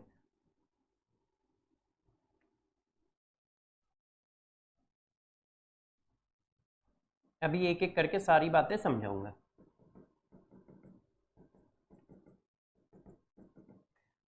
मस्त फिगर बन जाए। देखो यार दोस्त, ये फिगर आ गया, और इसमें भी मैंने क्या किया, एक सॉल्यूशन भर दिया, इसमें भी मैंने एक सॉल्यूशन भर दिया इस तरह से, KNO3 प्लस KCl सॉल्यूशन। अब जरा मेरे प्यारे बच्चों समझिएगा, ये मैंने आपको सेल बना के दिया। अब हम इसकी वर्किंग समझते हैं। तो वर्किंग समझने से पहले इसको एक बार कॉपी कर लें, क्योंकि अभी ये 2-3 बार हम लोगों को जरूरत पड़ेगा। अब जरा देखो प्यारे बच्चों, अब वर्किंग समझाते हैं कि स्टार्ट कैसे होता है। कौन सा सेल पढ़ रहे हो? Galvanic cell. गैल्वेनिक सेल का मतलब क्या है? गैल्वेनिक सेल का मतलब है केमिकल एनर्जी इलेक्ट्रिकल एनर्जी में कन्वर्ट होगी, मतलब केमिकल रिएक्शन होने से इलेक्ट्रिकल एनर्जी जनरेट होगी। तो देखो केमिकल रिएक्शन कैसे होती है। ये जिंक की रॉड है, तो जिंक की रॉड में क्या होता है, जैसे ये देखो जिंक की रॉड है, ठीक है, मैं आपको जिंक की रॉड एक बना के देता हूं। ये देखो समझाता हूं। जैसे ये सपोज करो एक जिंक की रॉड है ऐसे। अब जिंक की रॉड में क्या होगा, जिंक एटम होगा ऐसे ऐसे ऐसे ऐसे। तो जिंक की रॉड से क्या होगा, Zn आयन बाहर आ जाएंगे इस तरह से। अब जब एटम का आयन बाहर आ गया तो छूट क्या जाएगा, इलेक्ट्रॉन। तो इस जगह पे यदि ये बाहर आ गया तो इसका इलेक्ट्रॉन यहां रुक जाएगा। कितने इलेक्ट्रॉन रुक जाएंगे, 2 इलेक्ट्रॉन। आयन बाहर आ गया, इलेक्ट्रॉन रुक गया। इसी तरह से इसका भी आयन बाहर आ गया, तो यहां पर भी क्या छूट जाएंगे, 2 इलेक्ट्रॉन ऐसे। अब स्टार्ट हुई रिएक्शन, तो क्या हुआ, जो हमारे जिंक आयन थे वो बाहर आए ऐसे, ये देखो ऐसे। तो जब जिंक आयन बाहर आएंगे तो रॉड में माइनस चार्ज डेवलप हो जाएगा। रॉड में क्या होगा, माइनस चार्ज डेवलप हो जाएगा। ये देखो इस तरह से ऐसे। क्यों, क्योंकि रॉड से आयन बाहर आए। अब जरा बताना, रॉड कैसी है, सॉलिड। अब इससे आयन बाहर आ गए, ये देखो आयन बाहर आ गए। आएंगे तो कहां आएंगे, पानी में। पानी में आए तो इक्वस, और रॉड है सॉलिड, और बैलेंस करने के लिए 2 इलेक्ट्रॉन। और जबकि ये रॉड के अंदर है, अभी रॉड ये थी, देखो आप अच्छे समझना, अभी रॉड ये थी, रॉड में से आयन बाहर आ गए, अब ये रॉड बची है और ये सोल्यूशन है। तो जरा देखना 0 से +2। अब 0 से +2 का मतलब क्या हुआ है, ऑक्सीडेशन हुआ है। ऑक्सीडेशन हुआ है तो यहां पर हो गया ऑक्सीडेशन, और जहां पर ऑक्सीडेशन होता है उसको हम लोग नाम दे देते हैं क्या, एनोड। जिस जगह पे ऑक्सीडेशन होता है उसको कह देते हैं एनोड। अब सुनते जाइएगा, लगातार Zn आयन जब बाहर आते चले जाएंगे तो रॉड में निगेटिव चार्ज बढ़ता चला जाएगा। पक्का भाई, Zn आयन बाहर आ रहा है तो रॉड में निगेटिव चार्ज बढ़ता चला जाएगा। एक समय आएगा कि रॉड में निगेटिव चार्ज इतना ज्यादा हो जाएगा कि वो Zn आयन को बाहर नहीं जाने देगा, ड्यू टू अट्रैक्शन फोर्स। भाई रॉड पे निगेटिव चार्ज और Zn आयन कैसा है, पॉजिटिव, तो अट्रैक्शन फोर्स डेवलप हो जाएगा ना। इस अट्रैक्शन फोर्स की वजह से रॉड उसको बाहर जाने नहीं देगा। क्यों, क्योंकि रॉड पे निगेटिव चार्ज बढ़ता जा रहा है, तो वो +2 चार्ज को पकड़ के खींच लेगा, जाने नहीं देगा, रिएक्शन रुकने लगेगी। तो जैसे ही ये ऑक्सीडेशन रुकने लगेगा तो यहां से इलेक्ट्रॉन, ये देखो, ये इस रॉड से, इस वायर से होते हुए यहां पहुंच जाएंगे ऐसे ऐसे। अब चार्ज फिर कम हो गया, चार्ज फिर कम हो गया, फिर आयन बाहर आने लगे रॉड से, ऐसा होता रहेगा। इधर की बात समझ गए, आधी हाफ सेल समझ गए ना, आधी रिएक्शन समझ गए। क्या हुआ, रॉड से आयन बाहर आए, ये देखो, तो रॉड में निगेटिव चार्ज आ गया, क्योंकि कटायन बाहर आ जाएंगे तो निगेटिव बढ़ जाएगा। अब लगातार ऐसा होता रहेगा तो निगेटिव बढ़ता रहेगा, और निगेटिव बढ़ता रहेगा तो वो क्या करेगा, कटायन को जाने नहीं देगा, तो रिएक्शन रुकने लगेगी। जैसे ही रिएक्शन रुकने लगेगी, तो ये नेचर है रॉड का, जैसे ही रिएक्शन रुकने लगेगी तो इलेक्ट्रॉन निकल के वायर से इधर चले जाएंगे। इलेक्ट्रॉन यहां से निकले, वायर में चले गए। अच्छा, अब इधर आ जाओ, देखो ये क्या कर रहा है, अब इसको समझाते हैं। ये कॉपर रॉड है, अब इस रॉड को मैं कॉपर में कन्वर्ट कर देता हूं। ये देखो कॉपर है, ये देखो कॉपर है, ये देखो कॉपर है, और ये कॉपर रॉड है। अब यहां पे क्या होता है, यहां पे मेरे दोस्त इलेक्ट्रॉन बाहर जाते हैं, और जब इलेक्ट्रॉन बाहर जाते हैं तो इनके ऊपर +2 आ गया, फिर इलेक्ट्रॉन बाहर गए तो इनके ऊपर +2 आ गया। उससे कटायन बाहर जा रहा है, इससे इलेक्ट्रॉन बाहर जा रहा है, तो इससे ये इलेक्ट्रॉन बाहर गए ऐसे, इलेक्ट्रॉन बाहर गए ऐसे, तो यहां पर कॉपर +2 बन गया, कॉपर +2 बन गया, तो रॉड पे कैसा चार्ज आ जाएगा, पॉजिटिव। और हुआ क्या, जरा गौर समझिए, हुआ क्या, जब इलेक्ट्रॉन बाहर जाएंगे तो वो किसको मिलेंगे, जो सॉल्यूशन में कॉपर आयन है, क्योंकि इलेक्ट्रॉन फ्री स्टेट में कभी नहीं रहता। इलेक्ट्रॉन इतना बदमाश है, उसको कोई ना कोई गेन कर ही लेता है ना, कैरम की क्यून है। तो जैसे ही इलेक्ट्रॉन सॉल्यूशन में आएंगे तो सॉल्यूशन में कैटायन इलेक्ट्रॉन को गेन करके ऐसे कर लेगा, कॉपर में कन्वर्ट कर देगा। तो जब कॉपर में कन्वर्ट कर देगा तो ये सॉलिड हो जाएंगे, कॉपर आयन सॉलिड में हो गए। अब ये क्या हो रहा है, +2 से 0 तो रिडक्शन, और यदि कहीं रिडक्शन होता है तो उसका नाम क्या रखा जाता है, उसका नाम रखा जाता है कैथोड, उसका हम लोग नाम रख देते हैं कैथोड। तो ये कैथोड हो गया, और हो क्या रहा है, कॉपर आयन जो है कॉपर सॉलिड में कन्वर्ट हो रहा है। अब सॉलिड में कन्वर्ट होगा तो दो रास्ते हैं, या तो वो यहां नीचे ऐसे बैठेगा या फिर इसके साथ लेयरिंग कर लेगा, ऐसे लेयर के फॉर्म में इससे चिपकने लगेगा, ऐसा। इनमें से कोई एक काम हो रहा होगा, या तो वो चिपक रहा होगा, नहीं तो नीचे तली पे बैठ जाएगा मस्त अपना। अब प्रॉब्लम यहां पर भी है, इलेक्ट्रॉन निकलते जाएंगे, इलेक्ट्रॉन निकलते जाएंगे तो रॉड पे पॉजिटिव चार्ज बढ़ता चला जाएगा, और जब रॉड पे पॉजिटिव चार्ज बढ़ता चला जाएगा तो पॉजिटिव चार्ज बढ़ रहा है और इलेक्ट्रॉन निकलना है, तो यहां पर भी इलेक्ट्रोस्टैटिक फोर्स जनरेट हो गया। रॉड में पॉजिटिव चार्ज है और इलेक्ट्रॉन माइनस के हैं, तो इलेक्ट्रोस्टैटिक फोर्स जनरेट हो जाएगा। वो क्या करेगा, अट्रैक्ट करने लगेगा, इलेक्ट्रॉन को जाने नहीं देगा। तो जैसे ही रिएक्शन रुकने लगेगी, क्यों, क्योंकि अट्रैक्शन फोर्स इतना बढ़ गया कि वो इलेक्ट्रॉन को जाने नहीं दे रहा है। वैसे ही मेरे दोस्त क्या होगा जरा समझना, इस प्लस चार्ज को कम करने के लिए यहां से इलेक्ट्रॉन आएंगे जो इसके पास थे, और ये सारा काम साइमल्टेनियस होगा, वो तो मैं धीरे धीरे करके बता रहा हूं ऐसे।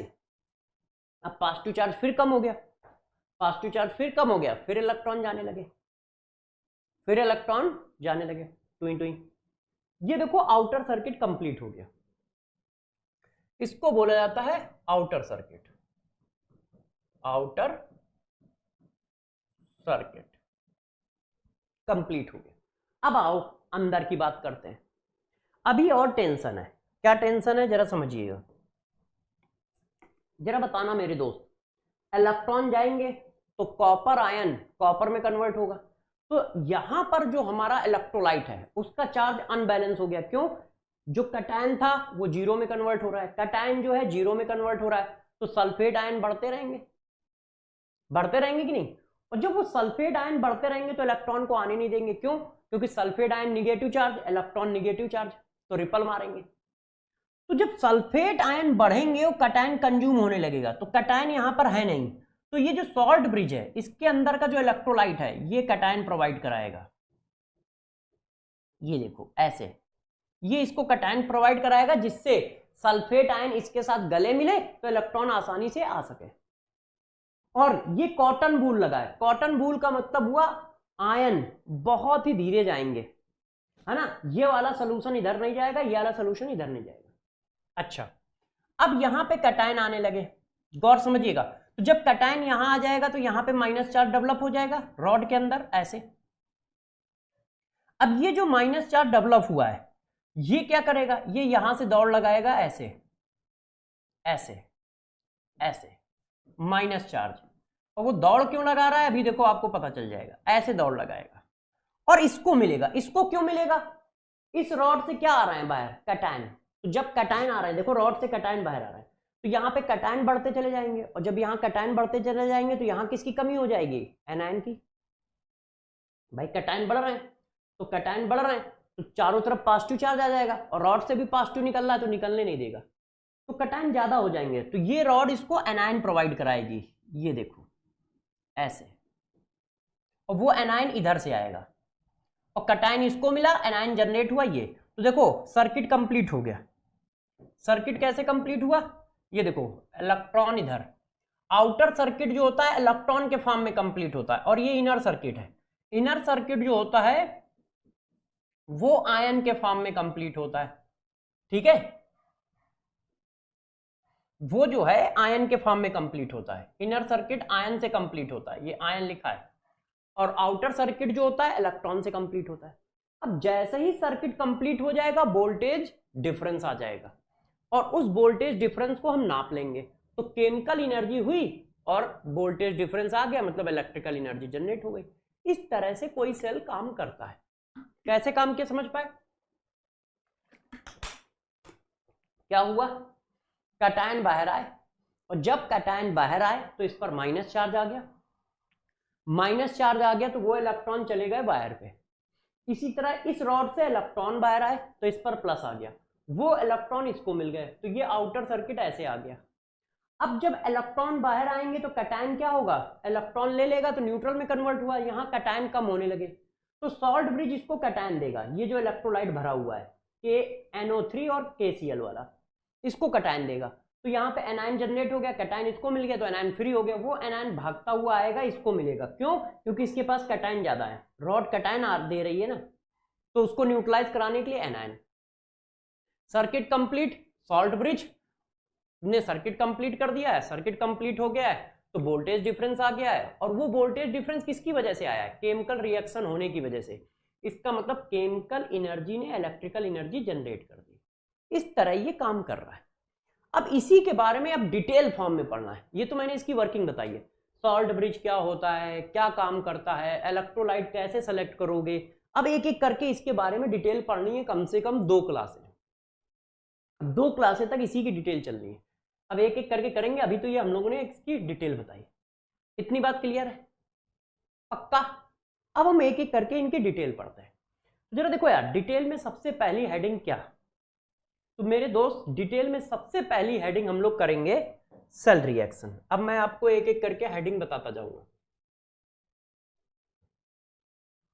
हेडिंग नंबर 1, सबसे पहले कोई सेल हो रहा होगा तो सेल रिएक्शन क्या होती है और कैसे लिखी जाती है।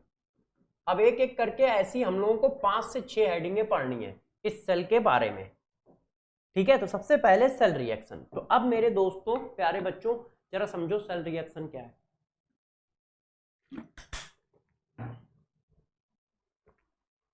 एक बार इसको और कॉपी कर लूं। जरा समझिए सेल रिएक्शन क्या होती है। देखो, ये रॉड कैसी थी, एक मिनट, ये रॉड हमारी पॉजिटिव थी और ये रॉड हमारी निगेटिव थी। इसको हम लोगों ने नाम दिया था एनोड, क्यों? क्योंकि इसमें ऑक्सीडेशन हो रहा था। और इसको नाम दिया था कैथोड, क्योंकि इसमें रिडक्शन हो रहा था। अब जरा देखो एनोड में क्या हुआ, इसको जरा समझिए। एनोड किसको बोलते हैं? जहां पर ऑक्सीडेशन होता है, ऑक्सीडेशन अकर्स। उल्टा मत बोल देना, बहुत सारे लोग उल्टा बोलते हैं कि एनोड पर ऑक्सीडेशन होता है। नहीं दोस्त, जहां ऑक्सीडेशन होता है उसको एनोड बोलते हैं, एनोड पर ऑक्सीडेशन नहीं होता, ये ध्यान रखना। जहां ऑक्सीडेशन होता है उसको एनोड बोलते हैं। अब एनोड ये हुआ है, ऑक्सीडेशन क्या हुआ है, ये जो रॉड है इसने कैटायन जो है सॉल्यूशन में छोड़ दिए हैं और ये इलेक्ट्रॉन रॉड के अंदर है, तो ये हाफ रिएक्शन हुई ऑक्सीडेशन की। चार्ज के फॉर्म में रिएक्शन बैलेंस होनी चाहिए, ध्यान रखो, पूरी रिएक्शन बैलेंस है, Zn1 Zn1, इधर 0 चार्ज, इधर भी देखो 0 चार्ज, +2 -2 0 चार्ज। अब कैथोड रिएक्शन लिखो, इसी को हाफ सेल रिएक्शन कहते हैं। कैथोड रिएक्शन या हाफ सेल रिएक्शन, आधी रिएक्शन को हाफ सेल रिएक्शन भी कहते हैं। जैसे ये एनोड रिएक्शन थी तो ये भी हाफ सेल रिएक्शन थी। अब कैथोड में क्या हुआ है, कॉपर रॉड, जो कॉपर रॉड ने इलेक्ट्रॉन छोड़े थे वो किसने लिए, कॉपर के आयन ने लिए, ऐसे इसने लिए ना, इसने जो इलेक्ट्रॉन छोड़े थे वो यहां पे जो कॉपर आयन है उसने लिए और इस तरह से रिडक्शन कर लिया, ये कैथोड रिडक्शन हुआ। अब इन दोनों का सम कर दो, अब इन दोनों का सम कर दो, एनोड और कैथोड का। तो जब एनोड और कैथोड के रिएक्शन का सम करोगे तो सेल रिएक्शन आ जाएगी। सेल रिएक्शन लिखना जरूर आना चाहिए, क्योंकि जो अब सेल के क्वेश्चन होंगे उसमें सेल रिएक्शन का बहुत इंपॉर्टेंस होगा, तो सेल रिएक्शन लिखना हर बच्चे को जरूर आना चाहिए।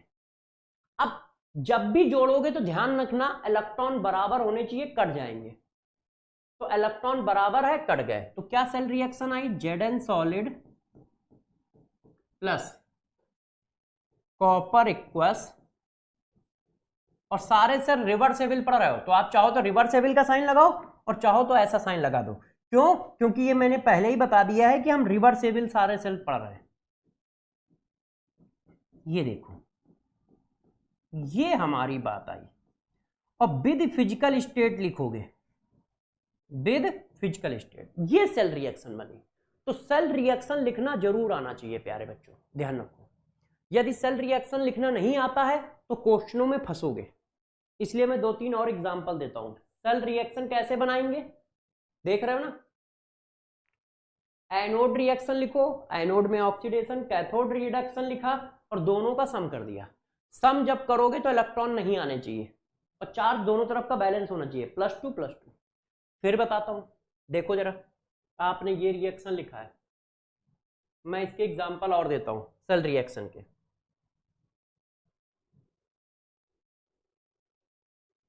देखो प्यारे बच्चों, अब मैं क्या करता हूं, इसका एग्जांपल देता हूं। ये देखिए, उधर तो कॉपर रॉड लगी है, ठीक है, इधर मैंने चेंज कर दिया, इधर मैंने कैथोड ले रखा है मगर रॉड चेंज कर दिए, जैसे हम 2-4 और एग्जांपल कर सके।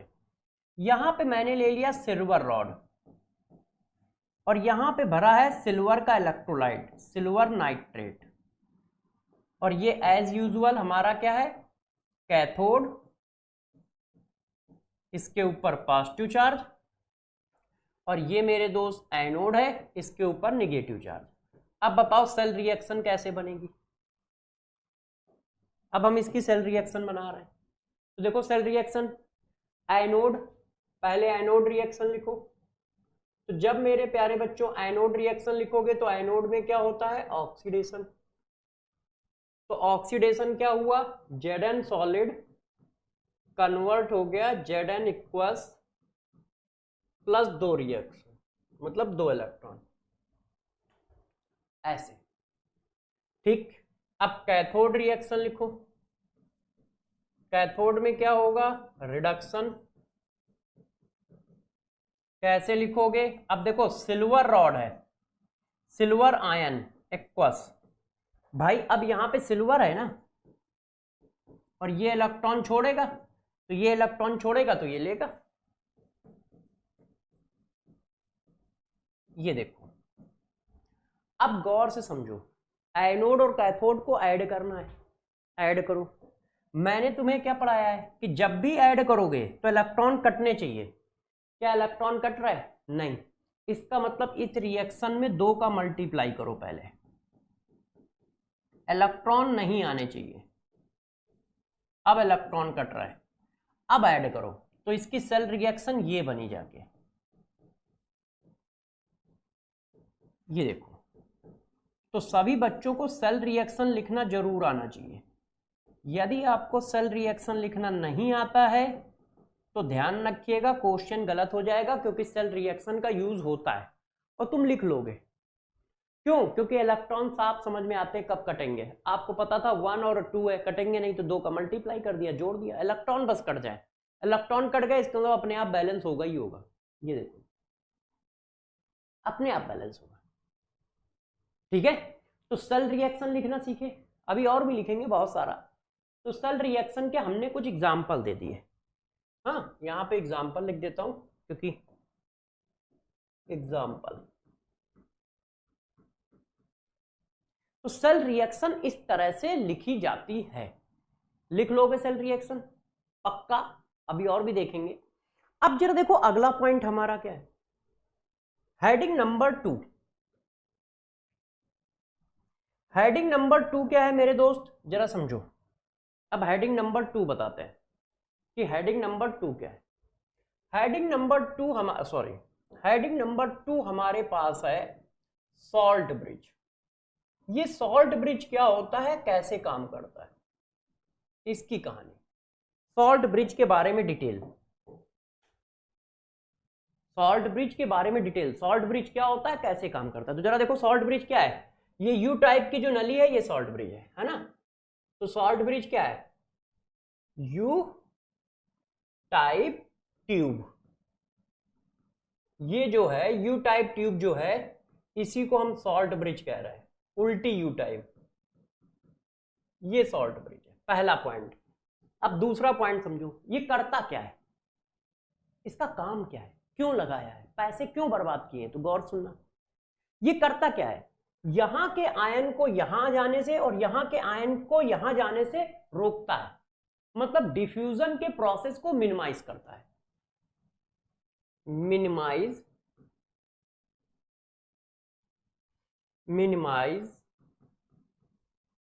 Process of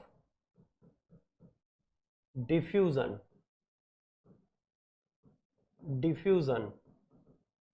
between two half cell electrolyte. जरा समझो, यहां के कॉपर यहां ना जा पाए और यहां के Zn यहां ना आ पाए, यहां का सल्फेट यहां ना आ पाए, यहां का सल्फेट यहां ना आ पाए, इसको रोकता है कौन, सॉल्ट ब्रिज। इसीलिए यहां पर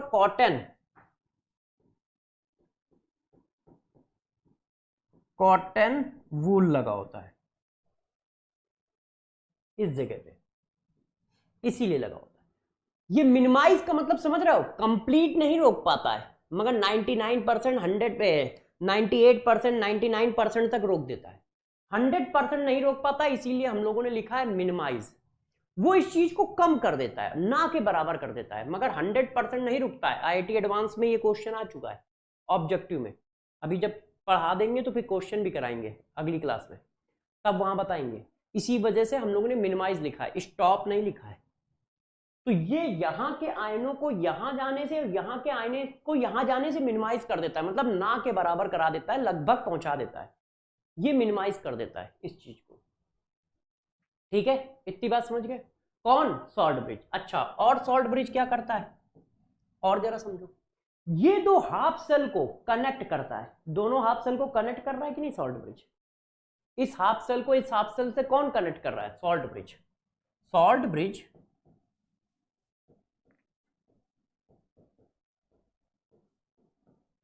कनेक्ट टू हाफ सेल, दोनों हाफ सेल को कनेक्ट करता है। और ये वाला पॉइंट बहुत इंपॉर्टेंट है, सॉल्ट ब्रिज, ठीक है, लिक्विड, अभी इस बात को समझाना भी पड़ेगा मुझे, लिक्विड जंक्शन पोटेंशियल को खत्म करता है। लिक्विड जंक्शन पोटेंशियल को खत्म करता है कौन, सॉल्ट ब्रिज। सॉल्ट ब्रिज की वजह से लिक्विड के बीच में पोटेंशियल डेवलप नहीं हो पाता है, इसको क्या करता है, जीरो कर देता है, खत्म करता है।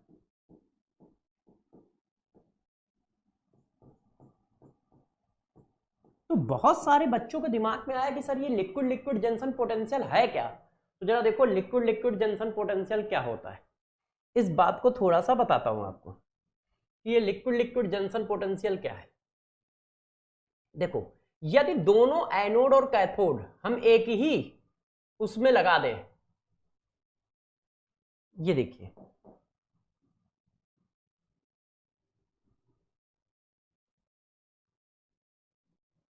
ये देखिए, मैंने दोनों के दोनों क्या किए, एक ही उसमें लगा दिए कंटेनर में, एनोड और कैथोड दोनों एक ही कंटेनर में लगे, और ऐसे कोई मेम्ब्रेन लगी है, हमने एक मेम्ब्रेन लगा दी है, ठीक है, हमने क्या किया, सॉल्ट ब्रिज नहीं लगाया है, मेम्ब्रेन लगा दिया, और इधर लगा दिया एनोड,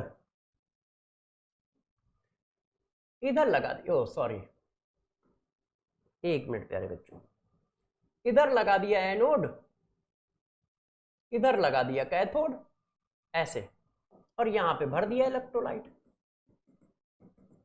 ये देखो भाई, सॉल्ट ब्रिज ना लगाते तो दोनों को एक ही कंटेनर में डालना पड़ता, ये देखो, और इनके बीच में एक मेम्ब्रेन लगा दी ऐसे, इसमें से एक प्लस हो गई हमारी, एक माइनस हो गई, मतलब एक एनोड हो गया, एक कैथोड हो गया। तो अब जरा देखो सॉल्ट ब्रिज क्या काम करता है, ये मतलब लिक्विड जंक्शन पोटेंशियल क्या होता है, एलजेपी क्या होता है। तो देखो एलजेपी क्या होता है, गौर समझिएगा, हमारे पास यहां पर कटायन है Zn आयन, और यहां पर है कॉपर आयन। अब Zn आयन यहां से ऐसे जाएगा, कॉपर आयन यहां से ऐसे जाएगा, जाएंगे कि नहीं जाएंगे? अरे भाई Zn आयन को कोई वो थोड़ी ना है, हम लोगों की तरह दिमाग थोड़ी है। अरे इस दीवार के बाद शर्मा जी का घर चालू होता है, कूद गए तो मारे जाओगे, इस रात में चोर आए हैं, है ना। Zn आयन को थोड़ी पता है ये सब, उसके पास इतना दिमाग थोड़ी ना, कॉपर आयन को पता है, तो वो तो सब जगह टहलेगा। अब दोनों की स्पीड अलग अलग होंगी, हो सकता है 5 Zn इधर जाए तो 4 कॉपर इधर आए। यदि 5 Zn इधर गए 4 कॉपर इधर आए तो प्लस चार्ज इधर डेवलप होने लगेगा, ऐसे। क्यों? Zn ज्यादा रहे और आ कम रहे। 5 Zn इधर गए, 4 कॉपर इधर आए तो न्यूट्रलाइजेशन कंप्लीट नहीं हुआ, यहां पे प्लस चार्ज बढ़ता चला जाएगा। इसी तरह से इधर निगेटिव चार्ज बढ़ता चला जाएगा,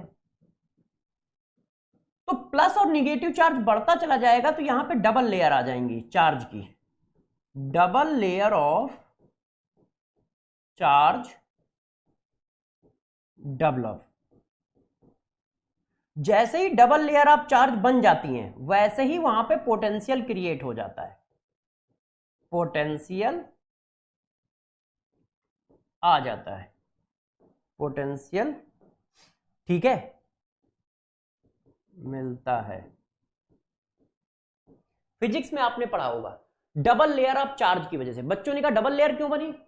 कैटायन इधर ज्यादा जा रहे हैं, इधर कम आ रहे हैं, तो इधर पॉजिटिव बन गए। इसी तरह एनायन की स्पीड में भी डिफरेंस होगा, एनायन इधर ज्यादा जाएंगे उधर कम आएंगे, तो इस तरह से एक डबल लेयर आ जाएगी। इस डबल लेयर की वजह से पोटेंशियल डिफरेंस आ जाएगा, और इस पोटेंशियल डिफरेंस को ही लिक्विड लिक्विड जंक्शन पोटेंशियल कहते हैं। यहाँ पे क्या होगा, एक पोटेंशियल डिफरेंस क्रिएट हो जाएगा, और इस पोटेंशियल डिफरेंस को ही हम लोग कहते हैं लिक्विड लिक्विड जंक्शन, जहां पर मिलते हैं, जंक्शन का मतलब क्या, जहां पर मिलते हैं, junction potential, LJP potential, LJP, liquid liquid junction potential, LJP, इस जगह पे बन जाता है। अब यहां पे सॉल्ट ब्रिज रहेगा तो नहीं बन पाएगा, तो ये काम करता है salt bridge. Salt bridge liquid liquid junction potential को खत्म करता है, इंपॉर्टेंट पॉइंट है ये, ध्यान रखना, पूछा जाएगा। तो सॉल्ट ब्रिज क्या है, लिक्विड लिक्विड जंक्शन पोटेंशियल को नहीं बनने देता है। तो सॉल्ट ब्रिज का यूज क्या है, ये उल्टी यू टाइप की नली होती है, मतलब ट्यूब होती है ना, ये दो हाफ सेल को कनेक्ट करती है, ये दो हाफ सेल के बीच में लिक्विड लिक्विड जंक्शन पोटेंशियल नहीं बनने देती है। ये क्या करती है, ये डिफ्यूजन को मिनिमाइज करती है। डिफ्यूजन का मतलब यहां के आयन यहां नहीं जा पाए, यहां के आयन यहां नहीं जा पाए। मिनिमाइज करने का मतलब हुआ 100% स्टॉप नहीं करता है, उसको कम कर देता है, और ना के बराबर कर देता है, कम में भी ना के बराबर कर देता है। इतनी बात ठीक है। अब हमारा सॉल्ट ब्रिज का काम हो गया है। नेक्स्ट क्लास में हम आगे की हेडिंग बताएंगे कि ये जो इलेक्ट्रोलाइट भरा है ये क्या कैसे लिया जाता है, फिर इलेक्ट्रोड क्या होते हैं, सेल वोल्टेज क्या होते हैं, डैट डैट डैट, बहुत सारी बातें। तो नेक्स्ट क्लास बहुत इंपॉर्टेंट होने वाली है, ये ध्यान रखिएगा, ठीक है। आज इसी जगह पे मैं रोकता हूं, ठीक है, नहीं तो टाइम बहुत हो जाएगा। तो क्या है, इसको एक बार रिवाइज कर लीजिए। कंडक्टेंस पूरा खत्म कर दिया, आप कंडक्टेंस के क्वेश्चन लगाइए। इलेक्ट्रोकेमिकल सेल, गैल्वेनिक सेल के अभी क्वेश्चन मत ट्राई करिएगा, क्योंकि अभी स्टार्ट ही नहीं हुआ है, अभी तक सेल की वर्किंग नहीं अच्छे से खत्म हुई है ना। तो नेक्स्ट क्लास में फिर मिलेंगे, तब तक के लिए आप अपना ध्यान रखिएगा, पढ़ाई करते रहिएगा। हाँ।